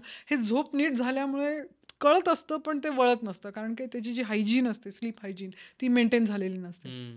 ह्युमन बॉडी ही हलण्याकरता बनवलेली आहे. जेव्हा आपण एका ठिकाणी कायम, आता रिसेंटली मी टांझानियाला पण हाडजा ट्राईबला भेटून आले, जे जुने हंटर गॅदरर आहेत, ते कायम हलत असतात. न हलणारा माणूस मरणार आहे. तो मरणार आहे म्हणून तो हलत नाही आहे. अशी जी आपली इव्होल्युशनरी इनहेरिटन्स आहे, ते आजही लागू आहे. आपण जेव्हा 12-12, 16-16 तास खुर्चीवरती स्क्रीनच्या समोर बसतो, तेव्हा आपल्या बॉडीला माहिती नसतं आपण खरंच जगायचे इच्छुक आहोत का नाही आहोत. आपण जेवणा खाण्यासाठी काहीच प्रयत्न करत नाही, आपण हलत नाही आहोत. त्यामुळे सेडेंटरी असणं हे इक्वल टू डेथ आहे. ते म्हणतात being sedentary is the next smoking. तुमची मॉर्टॅलिटी इतक्या पटीने वाढते जर तुम्ही हलत नसलात तर. आणि बहुतेक लोकांना कळणार, मी सकाळी 40 मिनिटाचा वॉक केला, आता काय करायची गरज नाही, किंवा संध्याकाळी 10 मिनिटं आम्ही फिरायला जातो, इट्स नॉट इनफ. किंवा डीप ब्रिदिंग, श्वासोश्वास न ठीक ठेवणं. म्हणजे लोकांना वाटतं 15 मिनिटाचा प्राणायाम केला झालं. ॲक्च्युली तुम्ही दिवसभर डीप ब्रिदिंग टप्प्याटप्प्याने करणं अपेक्षित आहे. तुम्ही पाणी किती पिता, तुमचं हायड्रेशन लेवल. एसीमध्ये आज बसल्यामुळे पाणी पिणं ठीक आहे, इधर खूप कमी पितात किंवा ओव्हरडू करतात. मी 5 लिटर पाणी पितो, म्हणजे तुमच्या किडनीजवरती जोर आला. खूप लघवी करणं तो मुद्दा नाही आहे. तुम्ही तुमच्या बॉडीला किती हायड्रेटेड ठेवता. तुमचं सर्केडियन रिदम, म्हणजे तुम्ही जेव्हा अंधार होता तुम्ही झोपेची तयारी करता का, जेव्हा उजेड होता तेव्हा तुम्ही उठता का, तुमच्या दिवसाची हालचाल कशी आहे, तुमचं सनलाईट एक्सपोजर किती आहे, ते किती महत्त्वाचं आहे. आणि आपण सोशल बिईंग्ज आहोत, आपण ट्राईब्समध्ये राहतो, म्हणजे एकमेकांचं जे कनेक्शन आहे त्याच्यामुळे आपल्या बॉडीमध्ये आणि आपल्या माइंडमध्ये सेफ्टी आणि सिक्युरिटी निर्माण होत असते. तर आपल्या दैनंदिनीच्या रुटीनमध्ये आपण एकमेकांना किती टच करतो, आपण एकमेकांशी मनाने आणि शरीराने किती जुळवून घ्यायचा प्रयत्न करतो, ह्याच्यावरती खूप अवलंबून असतं आपल्या मनातली सेफ्टी आणि सिक्युरिटी. आणि त्याच्यापासून मग बाकीची जी इमोशनल सेफ्टी असते, इमोशनल नीड्स असतात आपल्या, त्याच्यापासून त्या पुढे जात असतात. तर ह्या सगळ्या फॅक्टर्स, एक्सटर्नल फॅक्टर्सनी आपल्या मेनोपॉजच्या एक्सपिरियन्सवरती आणि त्याच्या इव्होल्युशनवरती आणि म्हणून आपल्या पुढच्या एजिंगवरती खूप फरक पडतो. आणि आता आपल्याला माहिती जेव्हा डिमेन्शियाचा अभ्यास केला जातो, तो फक्त डायबिटीस आहे किंवा स्लीप डिसऑर्डर, पण सोशल कनेक्शन, लोनलीनेस नसणं, हे खूप क्रिटिकल फॅक्टर्स आहे डिमेन्शिया प्रिव्हेंशनचे. आणि आपल्या देशाला ॲक्च्युली अंदाजच नाही आहे की डिमेन्शियाचा केवढा मोठा पहाड आपल्यावरती येणार आहे येत्या 10 वर्षामध्ये. आपण तयार नाही आहोत ते भेटायला. बापरे. नाही, आता मॅडम सिडेंटरी लाईफस्टाईल म्हणल्या, तर मॅडम ते सिडेंटरी लाईफस्टाईलपेक्षा आपण ही गोष्ट आता विसरून चाललो आहे की काही न करता काय करायचं. म्हणजे मी नुसता सोफ्यावर बसलो आहे तर मी काय करणार, मी हलणार नाही, मी बघणार नाही, मी हातात मोबाईल घेणार आणि त्याकडे एकटक बघत राहणार. तर काही न करतात राहणं हीच गोष्ट आपण विसरून गेलेलो आहे. आपण इंटरपर्सनल रिलेशनशिपमध्ये देखील हीच गोष्ट विसरतोय. दोघंजणं टेबलवर जेवायला बसलेत आणि दोघंजणं मोबाईलमध्ये बघतायत. ह्याला सिडेंटरी लाईफस्टाईल म्हणतात. इंटरॅक्शन कुठेच नाही आहे.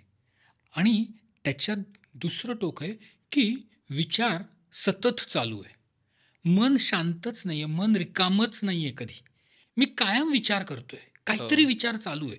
म्हणजे आत्ता तुम्हाला प्रश्न विचारतोय, माझ्या डोक्यात चालू आहे की नंतरचा प्रश्न काय आहे रे, पुढच्या प्रश्नाचं काय आहे रे, उद्या काय होणार आहे रे. सो ह्या गोष्टी सतत चालू आहेत. आपलं मन कधीतरी रिकामं असणंही खूप महत्त्वाचं आहे. म्हणजे दरवेळेला तो विचार करणं हे चांगलं नाही. आणि ही गोष्ट मेनोपॉजमध्ये होते. तू अगदी साधं उदाहरण बघितलं असशील की घरातून जेव्हा बाहेर पडतो त्यावेळेला आई वडील दररोज सांगतात गाडी हळू चालव, साईडनी जा, सावकाश जा, गडबड करून जाऊ नको, उशीर झाला तर चालेल. हे प्रत्येक आईवडील प्रत्येक मुलाला सांगतात. गरज आहे का? तो मुलगा म्हणतो, अरे मला कळतंय ना, कशाला किती दरवेळेला रोज रोज. पण ही गोष्ट त्या वयामध्ये होते, तो उगाचच विचार आणि उगाचच काळजी ही मेनोपॉजमध्ये जास्त होते. हम्म. आणि त्यामुळे ती रिपिटेटिव्ह होते आणि त्यामुळे जनरेशन्समध्ये दुरावा निर्माण होऊ शकतो. बापरे. सो म्हणून मी मगाशी म्हणलं ना, की मेनोपॉजचा एक्सेप्टन्स, मान्य करणं, हे त्या स्त्रीने अतिशय महत्त्वाचं आहे. हे कळलं पाहिजे, की मी माझ्या वयात येणाऱ्या मुलाला 10 वेळेला सावकाश जा सांगणं हे चांगलं नाही आहे. किंवा तो 15 मिनिटं उशिरा आला तर माझे 20 फोन जातात. हो. 15 मिनिटं उशिरा आला तू. अरे ठीक आहे ना, मी सांगितलं इथे ट्रॅफिक आहे म्हणून 15 मिनिटं उशिरा येतोय. पण त्या 15 मिनिटात ती बाई 20 वेळा फोन करत राहते. सो मेनोपॉजचे त्रास आपले मान्य करणं ही ट्रीटमेंटची पहिली पायरी आहे असं मला वाटतं. हो. मला वाटतं हा मेनोपॉजचा त्रास आहे हेच मुळात आधी माहीत नसेल. मला वाटतं या एपिसोडमधनं हे तरी कन्वे होईल की हा मेनोपॉजचा त्रास असू शकतो. तर ते ते एकदा तो त्रास आहे हे कळलं तर मान्य करायला कदाचित सोपं जाईल. याच्यात आपण मगाशी पण बोलताना एक मुद्दा आणला की याचा सगळ्याचा मेनोपॉजमधनं जातानाचा सेक्शुअल हेल्थ आणि इंटिमसीवरती काय परिणाम होतो. कारण ते खूप इम्पॉर्टंट फॅक्टर आहे मला वाटतं परत एकदा हायलाईट करण्यासाठीचं. तर त्याचा सेक्शुअल हेल्थ आणि इंटिमसीवरती पण काय परिणाम होतो. ह्याच्यातला एक परत शब्द आपण जो बोलतो ना, मेनोपॉज, तर तो थोडासा फोड करून बघूयात आपण. मेन ओ पॉज. म्हणजे हे प्रत्येक स्त्रीच्या डोक्यात येतं माहिती का, की माझा मेनोपॉज यायला लागला म्हणजे मेन शुड पॉज. की मी शारीरिक संबंध ठेवायचं नाही, आता संपलं माझं आयुष्य, आता माझं सेक्शुअल लाईफ संपलं.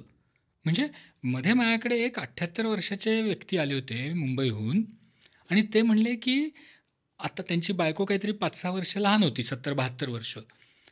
20 वर्ष तिने मला अंगाला हातच लावून दिला नाही हो. याचा अर्थ काय, की बऱ्याच स्त्रियांना हे वाटतं की जेव्हा मेनोपॉज येतो त्यावेळेला आपलं लैंगिक आयुष्य संपतं. आणि हे बऱ्याच वेळेला इंटरनेटवरती आपण जेव्हा वाचतो ना मेनोपॉजचं, तेव्हा पहिलं हे वाक्य असतं, व्हजायनल ड्रायनेस, किंवा काय आता योनिमार्ग लहान होतो, त्याच्या आजूबाजूचे जे ओठ आहेत ते कमी होतात, त्यामुळे खूप कोरडेपणा येतो, संबंध ठेवताना त्रास होतो, लघवीला त्रास होतो, संडासला त्रास होतो. हे असेच फक्त निगेटिव्ह गोष्टीच येतात. पण हे कोणीच लिहित नाही की जरी मेनोपॉज आला तरी देखील लैंगिक संबंध ठेवायची शक्यता ही तशीच राहते, कपॅसिटी तशीच राहते, फक्त बदल त्याच्यामध्ये आपल्याला करायला लागतो. कुठल्याही स्त्रीला शारीरिक जवळीक ही मेनोपॉज आला तरी नाही आला तरी ही लागतेच. पण ती जवळीक कशी पाहिजे हे जोवर ती तिच्या पार्टनरला सांगत नाही तोपर्यंत अडचणी निर्माण होतात. कारण पार्टनरला ती गोष्ट कळत नाही किंवा समजत नाही की हिला योनिमार्गामध्ये ड्रायनेस आलेला आहे, कोरडेपणा आलेला आहे, तर तिला आत्ता ॲक्च्युअल लैंगिक संबंध नको आहेत. पण तिला काय पाहिजे तर शारीरिक जवळीक पाहिजे, तिला कुशीत घ्यायला पाहिजे, तिचं सगळीकडे हात फिरवायला पाहिजे, तिला स्पर्श करायला पाहिजे. ही गोष्ट तिला आज लैंगिक संबंधापेक्षाही जास्त वाटते. सो हा बदल जेव्हा तिच्या पार्टनरला कळतो ना, तेव्हा ही इंटिमसी वाढते, तेव्हा त्यांचं लैंगिक संयोजन अधिक चांगलं होतं. पण आपण जर का असा विचार केला की मी 25 वर्षांना असताना जसे संबंध ठेवायचे तसेच आत्ता ठेवायचे, नाही होऊ शकत. ते त्या महिलेला आवडणारच नाही, तिला आवडणार, तिला जमणार नाही, तिला त्रास होईल आणि त्याच्यामुळे ती टाळेल. त्यामुळे स्त्रियांनी देखील हे जाणून घ्यायला पाहिजे की शारीरिक संबंध ठेवताना आपण आपल्या पार्टनरला काय सांगायचं, कसं पाहिजे हे सांगणं, ते मान्य करणं आणि मग त्याच्यामध्ये कसे बदल करता येतील हे दोघांनी मिळून जर विचार केला तर मग त्यांची इंटिमसी चांगली होते. दरवेळेला तुम्ही एकत्र आल्यावरती तुमचे शारीरिक संबंध यायलाच पाहिजे असा कुठेही नियम नाही आहे. पण जेव्हा तुम्ही एकमेकांच्या जवळ येता, एकमेकांना स्पर्श करता, त्याच्यातून देखील तुम्हाला आनंद मिळू शकतो. आणि ती भावनिक गरज असते. आणि ही गरज ओळखून त्या मिनोपॉजमधल्या स्त्रीनी आपली भावनिक गरज निर्माण करायला पाहिजे. सेक्स हे एक स्ट्रेस बस्टर आहे. म्हणजे जेव्हा आपण संबंध ठेवतो किंवा जेव्हा आपण आपल्या आवडत्या पार्टनरबरोबर स्पर्श करतो त्यावेळेला आपला जो मानसिक ताण आहे हा मानसिक ताण दूर होतो. आणि तो मानसिक ताण दूर होण्यासाठी मग त्याच्यामध्ये बरेच हॉर्मोन्स येतात, हे येतात, ते येतात, बरंच काय काय येतं. पण मेन होतं काय की आपला ताण कमी होतो. आपला मानसिक ताण कमी झाला तो ऑटोमॅटिकली आपलं आयुष्य सुखकर व्हायला मदत होते. आणि त्यामुळे मिनोपॉज जरी आला तरी आपल्या पार्टनरशी जवळीक टाळायची नाही. हम्म, हम्म. फक्त ती जवळीक आपल्याला पाहिजे तशी, आपल्याला आवडेल तशी, आपल्या पद्धतीने हो ती व्हायला पाहिजे. आणि त्याच्यासाठी मगाशी जसं प्रश्न विचारला पार्टनर काय करू शकतो, हो तर पार्टनर तिच्याबरोबर संवाद साधू शकतो. हो आणि ही जर गोष्ट केली तर त्यांचं लैंगिक आयुष्य पूर्ण आधी 100 वर्षाचे होऊन देत चांगलं होणार आहे. हो हो मिनोपॉज हा फक्त हॉर्मोन्सचा आहे. लैंगिक संबंधामध्ये पॉज नाही आहे, तो कधीच येत नाही. बऱ्याच वेळेला वाटतं ना हां आता मिनोपॉज आला आता आता देवदेव करायचं. हो नाही, देवदेव करा म्हणजे माझं काही म्हणणं नाही, पण तुमची शारीरिक भावनिक गरज देखील दूर करणं हे तुमचं कर्तव्य आहे. हो मला वाटतं सगळ्यात मेजर मिसकन्सेप्शन जर काही मेनोपॉज बाबत असेल तर हीच असेल की याच्यानंतर लैंगिक भावनाच संपून जातात, नष्ट होतात. तर ते तसं नाही. हे नव्यानेच समोर येतं. ॲक्च्युली एक म्हणजे मी युरोगायनॉकॉलॉजिस्ट म्हणून त्या दृष्टीने सांगते की मी जेव्हा बायकांना बघते 60s 70sमध्ये त्यांच्यामध्ये लघवी गळणं, प्रोलॅप्स म्हणजे अंग बाहेर येणं, ह्या गोष्टी म्हणजे जसं आपण मेनोपॉजमधनं जात असतो जसं इस्ट्रोजनचा इफेक्ट कमी होत असतो आपल्या मसल्सवरती पण त्याचा इफेक्ट होतो. तसंच बरोबर. आपले जे पेल्विक फ्लोअर म्हणजे खालचे जे अवयव त्याचे जे स्नायू आहेत ते पण शिथिल होत असतात. हम्म. ते पण स्ट्रायटेड मसल म्हणजे रिस्पॉन्सिव्ह असतात इस्ट्रोजनला आणि एक्सरसाइजला. तर तो जो एक्सरसाइज असतो इंटरकोर्समुळे झालेला तो खूप गरजेचा असतं त्या पेल्विक फ्लोअरच्या ब्लड फ्लोला मेंटेन करण्यासाठी. आणि हो. जे लैंगिक आपले जे ऑर्गन्स असतात त्यांचा ब्लड फ्लो मेंटेन करण्यासाठी. तर माझ्याकडे एक कपल आलं होतं, तर नवरा बायकोला घेऊन आलं की बघा ती सेक्स करायलाच नाही. ती म्हणायला लागली काय नवरा काय त्यांना फक्त सेक्सच सुचत असतं, आपल्याला काय गरज आहे. मी म्हटलं ॲक्च्युली तुला पण तितकीच गरज आहे. आणि मग जेव्हा तिला समजावून सांगितलं की तुझं जो वजायना आहे त्याची कपॅसिटी आणि लेंथ आणि त्याचं जे थिकनेस आहे ते मेनोपॉज झाल्यानंतर इस्ट्रोजन कमी झाल्यामुळे ते प्रोग्रेसिव्हली डिटेरिएट होणार आहे. त्याला थांबावा नाही आहे. एक वेळ तुझे हॉट फ्लॅशेस कमी होतील पण वजायना श्रिंक होणं, शॉर्टन होणं, थिन होणं हे चालू राहत असते. पण त्याचा एक उपाय असतो इंटरकोर्स कंटिन्यू ठेवणं. हो, हम्म. वजायनल इस्ट्रोजन मागून घेणं आपल्या डॉक्टरांकडे जाऊन. पण पेल्विक फ्लोअर एक्सरसाइज हा एक इंटरकोर्सच्या वेळेला होणारा जो फिनॉमिनन आहे त्याच्यामुळे पुढचे जे प्रॉब्लेम्स आहेत कॉन्टिनेन्सचे म्हणजे लघवी न गळण्याचे, संडास न गळण्याचे किंवा प्रोलॅप्स न ह्याच्यासाठी पण त्याचा खूप इम्पॉर्टंट यूज त्या बाईला सुद्धा आहे. म्हणजे बरोबर. इमोशनल आहे, इंटिमेसी आहे, पण ॲक्च्युली तुमच्या पेल्विक फ्लोअर हेल्थसाठी सुद्धा इंटरकोर्स तितकंच महत्त्वाचं आहे. हो. ही एक फॅक्टर झाली. आणि दुसरं फॅक्टर मी असं म्हणेन की मेनोपॉजच्या वेळेला जेव्हा असं आपण म्हणालो ना की डिवोर्स आहे, सेपरेशन आहे हो. होतं. बहुतेक मेनोपॉजल बायका जेव्हा नवीन रिलेशनशिपमध्ये जात असतात ती त्यांची नवीन वेळ असते. त्यावेळेला सेक्शुअली ट्रान्समिटेड इन्फेक्शन्सचं रिसर्जन्स मी माझ्या क्लिनिकमध्ये खूप जास्त प्रमाणात बघितलं आहे. अच्छा. कारण की त्यावेळेला त्यांना आता प्रेग्नन्सी होणार नाही, आता काय म्हणजे कॉन्ट्रासेप्शन वापरायची गरज नाही, कॉन्डोम वापरायची गरज नाही, प्रेग्नन्सी तर नको आहे. आणि मग त्यावेळेला इन्फेक्शन्स होणं, सेक्शुअली ट्रान्समिटेड इन्फेक्शन्स होणं, पू येणं, त्याच्यामुळे डिस्रप्ट म्हणजे आता हे रिलेशनशिपच नको, हे काय बाद आहे. मला इतकं कधी पूर्वी त्रास नव्हता, मला सारखे लघवीचे इन्फेक्शन्स होत आहेत, सारखं डिस्चार्ज होतं आहे, मग आता हे रिलेशनशिपच नको. त्यामुळे ते चिडचिडपणामुळे नवीन उभारणारं रिलेशनशिप पण ते सोडून देतात. हो. हा एक प्रॉब्लेम आहे. Plus unwanted pregnancy. हो, मेनोपॉजमुळे आता प्रेग्नंट राहू शकत नाही, त्यामुळे विदाऊट कॉन्ट्रासेप्शन सेक्स केलं आणि मग अनवॉन्टेड प्रेग्नन्सी राहिली. हाही कॉम्प्लिकेशन आहे की कॉन्ट्रासेप्शन कधी वापरायचं, कधी थांबवायचं हे न समजणाऱ्या पण खूप व्यक्ती मिथ्स आहेत, त्याच्याबद्दल पण आपण बोलणं गरजेचं आहे. हो मला वाटतं तिथेच येऊयात आपण की मेनोपॉज रिलेटेड काय काय इम्पॉर्टंट मिथ्स आहेत. आणि ते शहराकडचे पण लोक म्हणजे वेगवेगळ्या सेटिंग्समध्ये खरं तर हे इतकं ऑपरेट होतं सोसायटी म्हणून म्हणूनही आपण सगळे. तर त्याही अंगाने आपण विचार केला की काय काय वेगवेगळे मिथ्स आहेत मेनोपॉज संबंधीचे. सगळ्यात महत्त्वाचं म्हणजे की मिनोपॉज आला म्हणजे आपण म्हातारं झालो आणि आता आपली उलटी गिनती चालू झाली. हो. तर असं काही नाही आहे. आता आपलं मी म्हणलं जसं की लाईफ एक्सपेक्टन्सी आयुर्मर्यादा ही खूप जास्त आहे. त्यामुळे मिनोपॉज आला म्हणून आयुष्य संपत नाही. तर ही दुसरी इनिंग आपली चालू झाली आहे या हेतूने आपण त्याच्याकडे बघणं फार महत्त्वाचं आहे. दुसरं मगाशी आपण बोललो की लैंगिक सहजीवन हे मिनोपॉजमुळे थांबत नाही. आता फक्त मिनोपॉज आला म्हणल्यावरती मी फक्त घर बघणार, नवऱ्याबरोबर काही संबंध नाही, कुठल्याही प्रकारची शारीरिक गरज मला नाही, ही एक मोठी मिसकन्सेप्ट असते की आता माझ्या शरीराला संबंधाची गरजच नाही. तर तसं कुठल्याही प्रकारे नसतं. आपल्याला शारीरिक गरज ही तशीच राहते, ती त्या वयातही राहते, आधीच्या वयातही राहते, नंतरच्याही वयात राहणार आहे. त्यामुळे आपली शारीरिक गरज असतेच, ती फक्त पूर्ण कशी करायची हा विचार मिनोपॉज आल्यावरती करायचा आहे.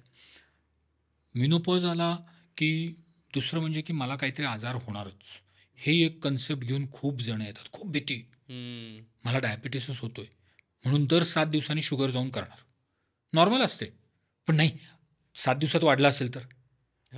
किंवा बीपी सारखं बघत राहायचं रोज.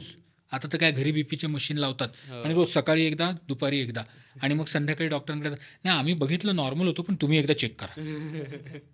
मग ही जी अँझायटी आहे ही गोष्ट आपल्याला कमी करायला पाहिजे. आणि ती कमी कशी होईल तर जेव्हा आपण मिनोपॉजबद्दल ॲक्च्युअल सायंटिफिक गोष्टी जसं आपण आत्ता बोलतोय ह्या ऐकल्यावरती मग ही अँझायटी कमी व्हायला आपल्याला मदत होईल. तर ह्या मिसकन्सेप्शन ज्या आहेत ह्या पहिल्या आपण दूर करायला पाहिजेत. आपलं आयुष्य संपलेलं नाही आहे, आपलं आयुष्याची वेगळी सुरुवात झाली आहे आणि सरप्रायझिंगली मिनोपॉजच्या आधी मे बी आता आपण कमी जगणार आहोत आणि मिनोपॉज नंतर जास्त जगणार आहोत. त्यामुळे आपलं पुढचं आयुष्य जास्त मोठं आहे. सो रिटायर जॉबमधून होता येईल, आयुष्यातून रिटायर होणं खूप अवघड होणार आहे पुढच्या काळामध्ये. येस. एक म्हणजे आपल्याला असं वाटतं की मेनोपॉज हा एक आजार आहे आणि त्याच्यामधनं काहीतरी ट्रीटमेंट झाली की मग पलीकडे गेलो की काही प्रॉब्लेम नाही. हा एक मिसकन्सेप्शन आहे की डॉक्टरांकडे जाणं, वेळच्या वेळेला स्क्रीनिंग करणं, ह्या म्हणजे माझ्याकडे असे पेशंट नको नको ते टेस्ट नको, त्याच्यात काही सापडलं तर म्हणजे टेस्टिंगच नको बाबा, त्याच्यामुळे ते टेस्ट केल्यामुळे सापडलं, मग आता काय आहे म्हणजे त्याच्यावर काहीतरी ट्रीटमेंट. सो हे जो रेझिस्टन्स आहे स्क्रीनिंगसाठी तो खूप डेंजरस ठरतो. कारण का जो आजार लवकर डिटेक्ट केल्यामुळे आपण लवकर ट्रीट करून त्याच्यावरती मात घेऊ शकतो, तो ती गोष्टच घडत नाही. आणि एस्पेशली म्हणजे माझ्याकडे काही पेशंट्स ब्रेस्ट लंप घेऊन येतात, जातच नाहीत ते चेकअपसाठी किंवा ब्रेस्ट एक्झामिनेशनच करून घेत नाहीत किंवा पिरियड्स खूप हेवी आहेत, ते ब्लिडिंग होते. नाही नाही, ते ना मी रागी जास्त वाढवलं ना माझ्या डाएटमुळे, त्यामुळे मला आता ब्लिडिंग जास्त झालं लक्षात आलं. ते जाऊ ना, कशाला तपासायचं. मग नंतर जाऊन पिशवीच्या लायनिंगचं कॅन्सर झालेलं त्याच बाईला नंतर कळतं. सो आपल्या अंगावरची दुखणी काढली आणि ती इग्नोर केली म्हणजे ती जातील, ही एक मिथ आहे. आणि टेस्ट केल्यामुळे काहीतरी सापडलं म्हणून आपल्याला प्रॉब्लेम झाला, ही पण एक मिथ आहे. तर ती खूप ते लक्षात घेणं. आणि दुसरी गोष्ट अशी पण आहे की वजन वाढलंय ना, तर जाऊन खूप जरा जास्त व्यायाम केला पाहिजे, म्हणजे HIIT केलं पाहिजे, मॅरेथॉन रनिंग केलं पाहिजे. हे डेंजरस आहे. मेनोपॉज जेव्हा घडत असतो तेव्हा बायका आणि पुरुषांची जी बॉडी असते ती वेगळी असते. इव्होल्युशनरीली आपण वेगळे असतो. बायकांनी खूप जास्त एरोबिक आणि रनिंग एक्सरसाइज केली की त्यांचे कॉर्टिझॉल म्हणजे आपलं स्ट्रेस हार्मोन लेवल वाढलेलं असतं, त्यामुळे त्यांचे मेनोपॉज सिम्पटम्स ॲक्च्युअली जास्त होतात कम्पेअर टू जेव्हा ते स्ट्रेंथ ट्रेनिंग करतात. त्यामुळे आपल्या बायकांनी स्ट्रेंथ ट्रेनिंग करणं, वेट बेअरिंग ट्रेनिंग करणं जास्त महत्त्वाचं असतं. आणि जे वेट लॉससाठी किंवा बेली फॅट लॉससाठी बघत असतात ते तुमच्या न्यूट्रिशनल इनपुटवरती जास्त अवलंबून असतं. तुम्ही काय खाता त्याच्यावरती तुमचा बॉडी शेप जास्त अवलंबून असतो. व्यायामाने तुम्ही जास्त हेल्थी होता, तुम्ही फक्त व्यायाम करून हेल्थी नाही होऊ शकत. हे खूप महत्त्वाची गोष्ट लक्षात घेणं असते. आणि त्याच्यामध्ये स्लीप आणि मेंटल हेल्थ तितकंच महत्त्वाचं आहे. बरोबर. तुम्हाला सोशल सपोर्टची गरज नाही आहे किंवा तुमच्या पार्टनरची गरज नाही आहे, तुम्ही एकटं सगळं हँडल करू शकता, हे एक ऑब्स्टेकल आहे मेनोपॉज रिलेटेड हेल्थ केअरच्या बद्दल. आणि त्यामुळे सुद्धा म्हणजे माझे गेल्या 4 वर्षामध्ये 6 मैत्रिणी दगावल्यात. बापरे. सगळे बिटवीन एज ऑफ 50 आणि 55. Diabetes, hypertension, suicide, pancreatic cancer, bowel cancer, ovarian cancer, breast cancer, 7. हे सगळे मेडिकल फील्डमधल्या मैत्रिणी आहेत, हेल्थकेअर वर्कर्स आहेत. तर काय त्यांना माहिती नाही आहे? नाही. एक अशी मिथ असते की आपल्याला काही नाही होणार. तर हे सगळ्या गोष्टी दुसऱ्यांना व्हायच्या गोष्टी असतात. आणि मी पण हात वर करून म्हणेन की आपण बायका जे हेल्थकेअरमध्ये आहोत ते तितकेच नेग्लिजंट आहोत स्वतःच्या हेल्थबद्दल, स्वतःच्या हेल्थ चेकअपबद्दल. आपण तितक्याच मिथ्स आणि मिसअंडरस्टँडिंगमध्ये असतो की आपण इतके महत्त्वाचे नाही, आपल्यावरती एवढा खर्च कशाला करायचा, कोण सांगितलं आहे ते एवढे एवढे मॅमोग्राफीवरती, सोनोग्राफीवर एवढा खर्च, जाऊ दे ना पुढच्या वर्षी करूया. सगळ्या बायकांच्या डोक्यातनं हे विचार जात असतात. तुम्ही कोणीही असो, you are not immune to that cultural conditioning. पण ही मिथ आहे. प्रत्येक बाईला ते स्केड्यूल करून करणं खूप गरजेचं असतं, कारण की तुमचं आयुष्य असतं. एक बाई जी असते एका कुटुंबाचं सेंटर असतं. आणि आपल्याला एपिजेनेटिक्सच्या रिसर्चमधनं माहिती आहे, एका बाईचं दगवणं ते पुढच्या 7 जनरेशन्ससाठी घातक ठरतं. सायकोलॉजिकली, एन्व्हायरमेंटली, त्यांच्या फायनान्शियल, त्यांच्या स्टेटसच्या दृष्टीने. म्हणजे तुमची मुलं काय अचीव्ह करणार आहेत हे तुमच्या जगण्यावरती खूप अवलंबून असतं त्या बाईच्या. It's very important to remain alive strong. Right. नाही, सगळ्यात आत्ता मॅडमनी जो काही मुद्दा मांडला ना, की एरोबिकपेक्षा स्ट्रेंथ ट्रेनिंग हो. महत्त्वाचं आहे. तर आपल्याकडे ही एक मिथ आहे की स्ट्रेंथ ट्रेनिंग हे फक्त पुरुषांनी पुरुषांनी करायचं. मसल वाढवण्यासाठी. हो. तर मसल वाढवण्यासाठी म्हणून स्ट्रेंथ ट्रेनिंग नसतं. तर स्ट्रेंथ ट्रेनिंग हे आपल्या कोरसाठी महत्त्वाचं असतं. त्यामुळे बायकांनी पण वेट ट्रेनिंग घ्यायला पाहिजे का? हो, ऑब्व्हियसली पुरुषांच्या एवढे वेट उचलायची गरज नाही आहे. पण फक्त रोज एरोबिक्स किंवा आजकाल जे काय झुंबाचं एक फॅड आहे की आम्ही झुंबा करतो, किती दिवस, आठवड्यातले 6 दिवस झुंबा करतो. Don't do it. कारण त्याच्यानी तुमचं उलट त्रास जास्त वाढणार आहेत. एरोबिक ठीक आहे, आठवड्यातून 1-2 किंवा 3 दिवस एरोबिक्स करणं आणि 2 ते 3 दिवस तुम्हाला वेट ट्रेनिंग करणं हे अतिशय चांगलं आहे. आणि हे करायला फक्त एकच काळजी घ्यायला पाहिजे की या वयामध्ये आपण कुठल्या तरी ट्रेनरच्या एक्सपिरियन्सनुसार करायला पाहिजे. अदरवाईज इजा होण्याची, इंजुरीज होण्याची शक्यता जास्त असते. त्यामुळे स्ट्रेंथ ट्रेनिंग हे गमतीशीरपणे करण्याचं काम नाही आणि त्याच्यामुळे खूप जण करत नाहीत. एरोबिक हे सहज करता येतं, म्हणजे पळायचं आहे, मला शिकवायला नाही लागत कोणी. हो. मला जम्प्स करायचे, जम्पिंग जॅक्स करायचे, कोणी शिकवायला नाही लागत मला. पण स्ट्रेंथ ट्रेनिंगसाठी मला ट्रेनर लागतो, मला कोणाचं तरी एक्सपर्ट ओपिनियन लागतं, मला कोणाची तरी मदत लागते. म्हणून ती जर मदत असेल तरच स्ट्रेंथ ट्रेनिंग करा असं मी नेहमी सांगतो.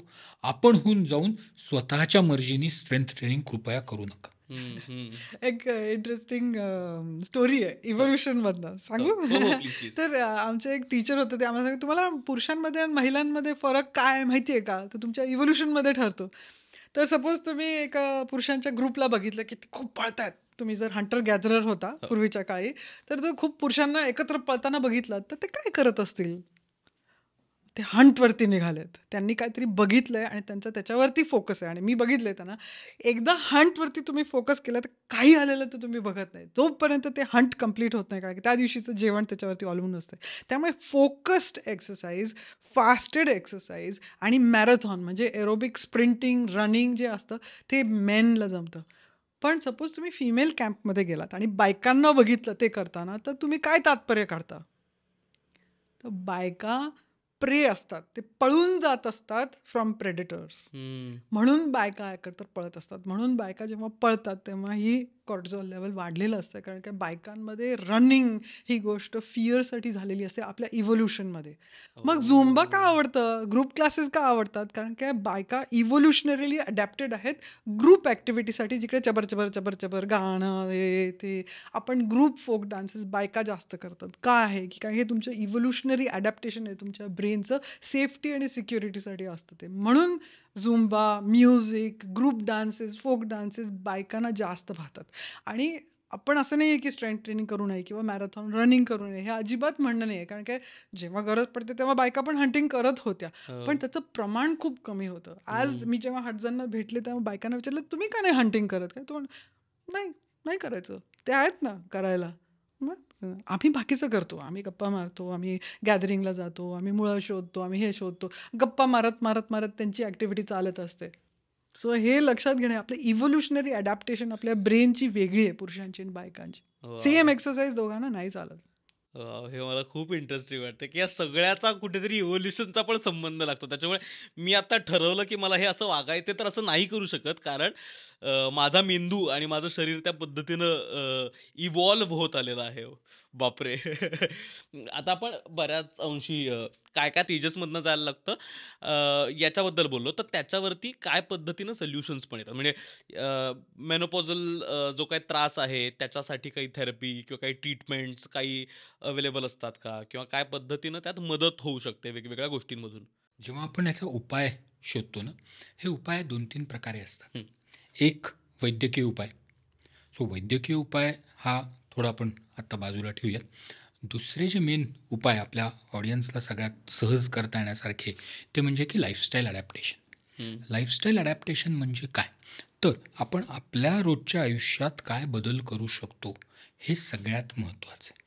मग ते बदल तुमच्या खाण्यामध्ये असतील, तुमच्या वागण्यामध्ये असतील, तुमच्या एक्सरसाइजमध्ये असतील, तुमच्या इंटरपर्सनल रिलेशनशिपमध्ये असतील. तर हे जे काय बदल आहेत, हे बदल करणं अतिशय महत्त्वाचं आहे. हं. खाण्यामध्ये खूप तेलकट, खूप तळलेलं, खूप प्रोसेस्ड फूड जर का आपण घेत असलो, तर ते नक्कीच आपल्याला टाळलं पाहिजे. त्याचबरोबर शक्यतो ज्या सीझनल भाज्या आहेत, फ्रुट्स आहेत, ह्याचं प्रमाण वाढवणं हे खूप महत्त्वाचं आहे. सोयाबीनसारखे काही गोष्टी आहेत, बीन्स, की ज्याच्यामध्ये थोडंसं इस्ट्रोजन एन्हान्सिंग फॅक्टर्स असतात, की ज्याच्यामुळे मेनोपॉज आपल्याला सुसह्य करता येऊ शकतो. वेळी अवेळी न खाणं, त्याचबरोबर खाण्याच्या वेळा फिक्स करणं, हं. हे खूप महत्त्वाचं आहे. आपलं काम, आपला व्यायाम याच्या वेळा फिक्स करणं, उगाचच जागरण न करणं, हं. झोपेचं टायमिंग, शेड्यूलिंग हे करणं, ती झोप कमी होत नाही आहे ना, हे लक्षात घेणं. त्याचबरोबर आपल्या इंटरपर्सनल रिलेशनशिपला चांगलं करणं. म्हणजे कधीही आपलं जर का आपल्या पार्टनरबरोबर किंवा आपल्या मुलांबरोबर जर का चांगलं नसेल, तर आपण कधीच आपल्या मेनोपॉजच्या सिम्प्टम्सना चांगलं हाताळू शकत नाही.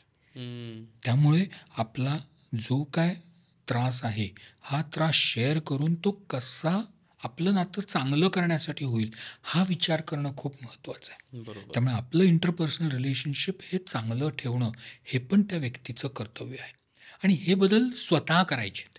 हं. की जसं मगाशी म्हणलं ना मी, की रिॲक्शनरी हो. रिस्पॉन्स येतो. हो. म्हणजे कोणतरी काहीतरी म्हणलं, की लगेच माझं त्याच्यावरती रिॲक्शन येते.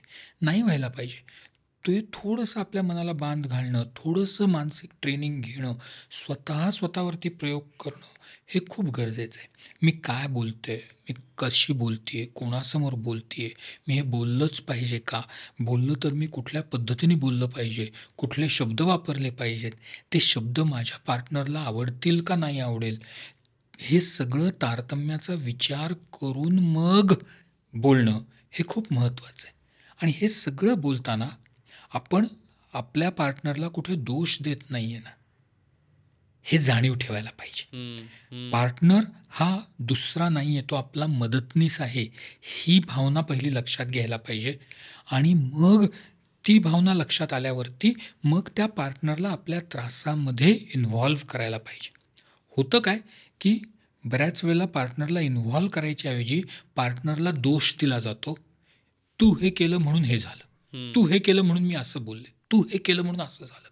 तर नाही आहे, हा दोष देणं हे दरवेळेला योग्य नाही.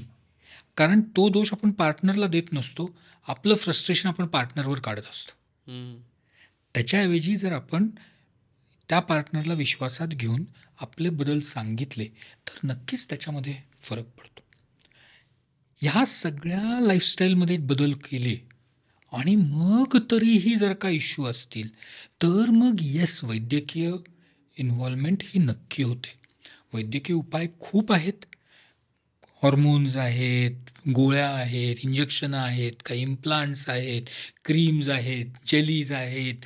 खूप, खूप, खूप, खूप गोष्टी करता येतात. हे तर अगदी कोर मेडिसिन नॉलेज झालं. त्याचबरोबर काही सप्लिमेंट्स आपल्याला देता येतात, की काही अँटीऑक्सिडंट्स आहेत, काही विटॅमिन्स आहेत. व्हिटॅमिन आता नावं घ्यायला नको, I don't like actually taking names, पण हे काही व्हिटॅमिन सप्लिमेंट्स घेऊ शकतो, काही अँटीऑक्सिडंट्स घेऊ शकतो, काही चांगले लॅक्टोबॅसिलस म्हणून म्हणतात त्या गोष्टी आपण घेऊ शकतो, काही खूप इव्हॉल्विंग औषधं आहेत ती आपण वापरू शकतो.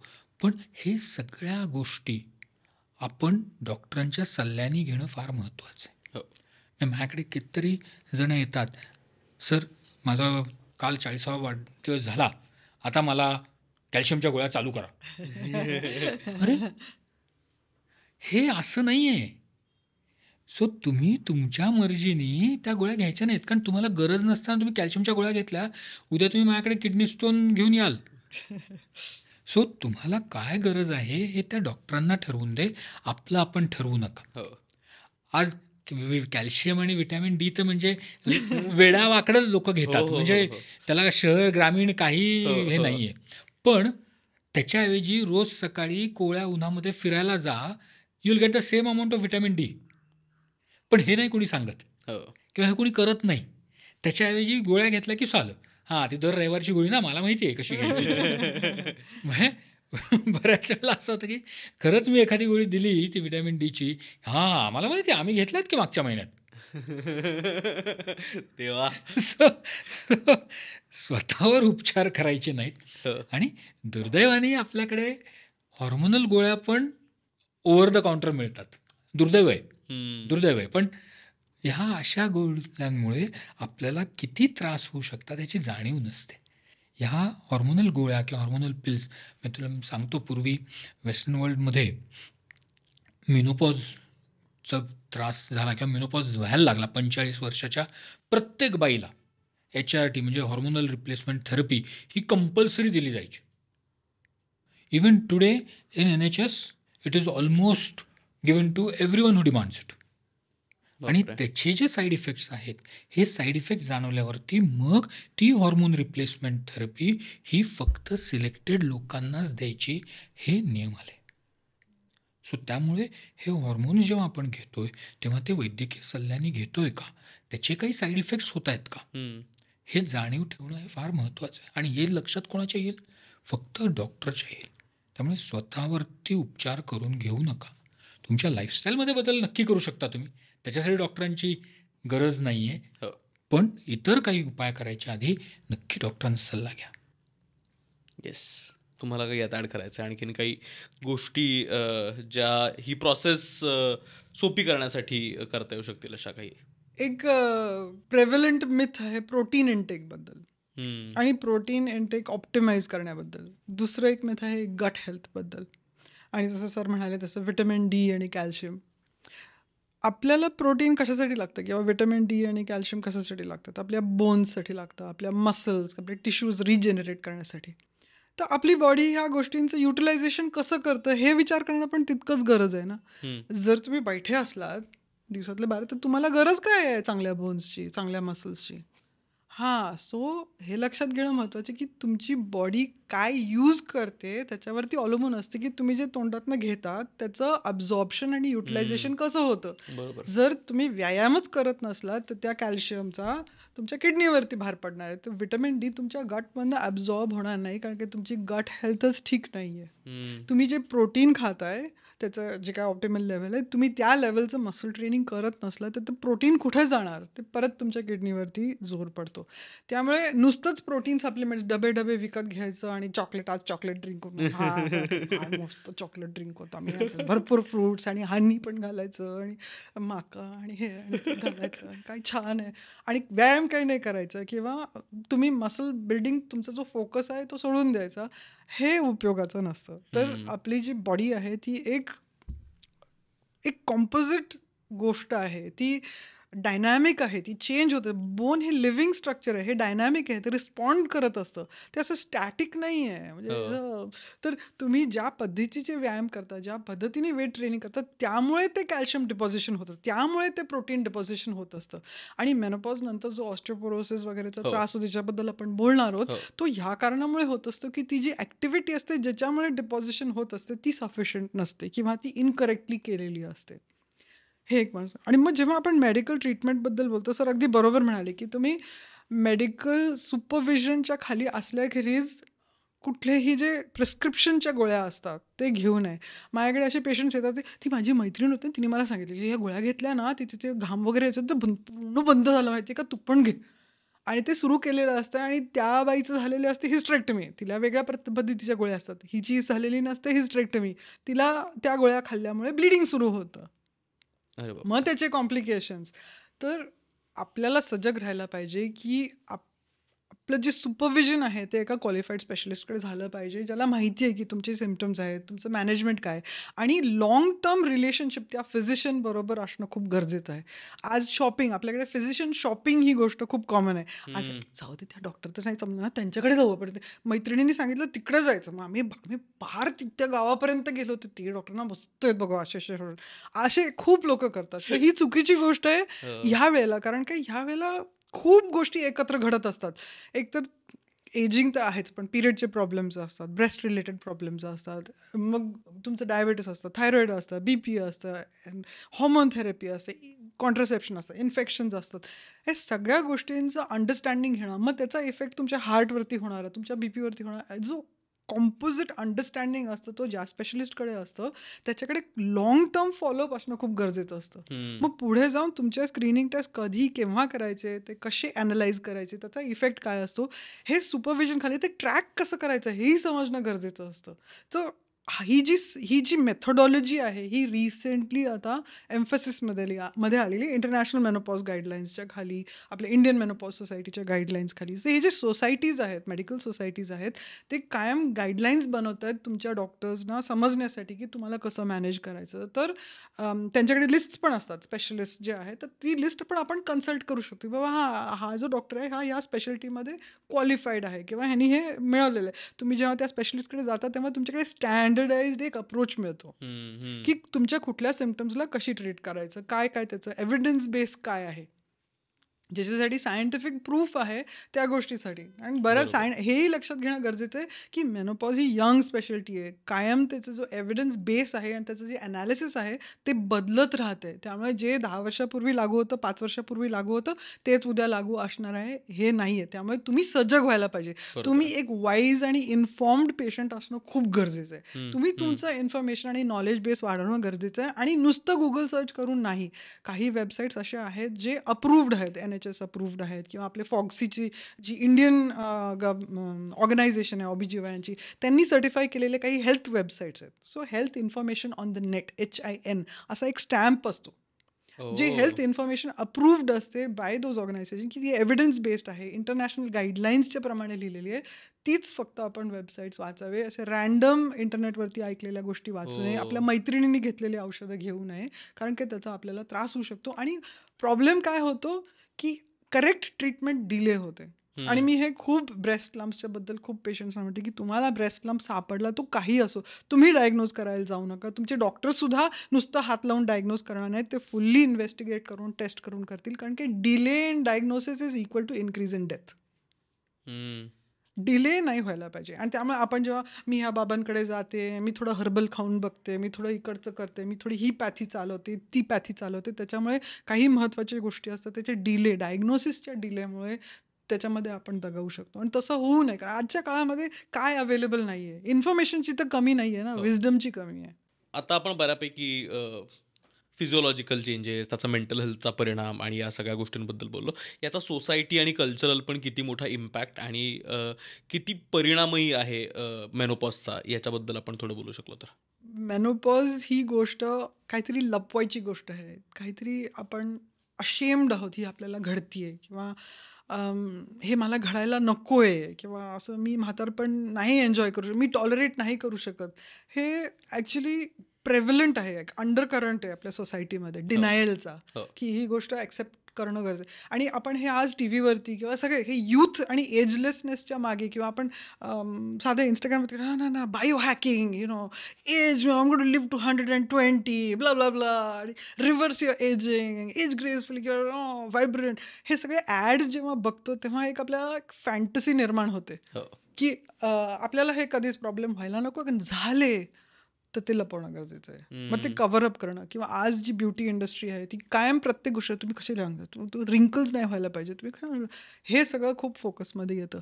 तर सोशल आणि कल्चरल नॉर्म्समध्ये वयात आलेल्या बाईकडे थोडंसं इन्फिरियर म्हणून बघितलं जातं. थोडीशी मेंटली पण ती आई ना, तिला काही जमतच नाही, काय फोन जमणार नाही, असं काहीतरी एक इम्प्रेशन असतं की ते एवढे चंचल नसतात किंवा एवढे स्विच ऑन नसतात किंवा कुठल्या गोष्टींबद्दल त्या एवढे स्मार्टली वागू शकत नाहीत. आणि हा एक मिथ आहे. त्या व्यक्तीला किंवा त्या ह्युमॅनिझमचा जो अंडरमायनिंग जी गोष्ट होते, त्या कमीपणा जो आणण्याची गोष्ट होते, ती खूप डॅमेजिंग असते हो. त्या बाईसाठी, तिच्या पुढच्या क्वालिटी ऑफ लाईफसाठी, तिच्या कॉन्ट्रीब्युशनसाठी.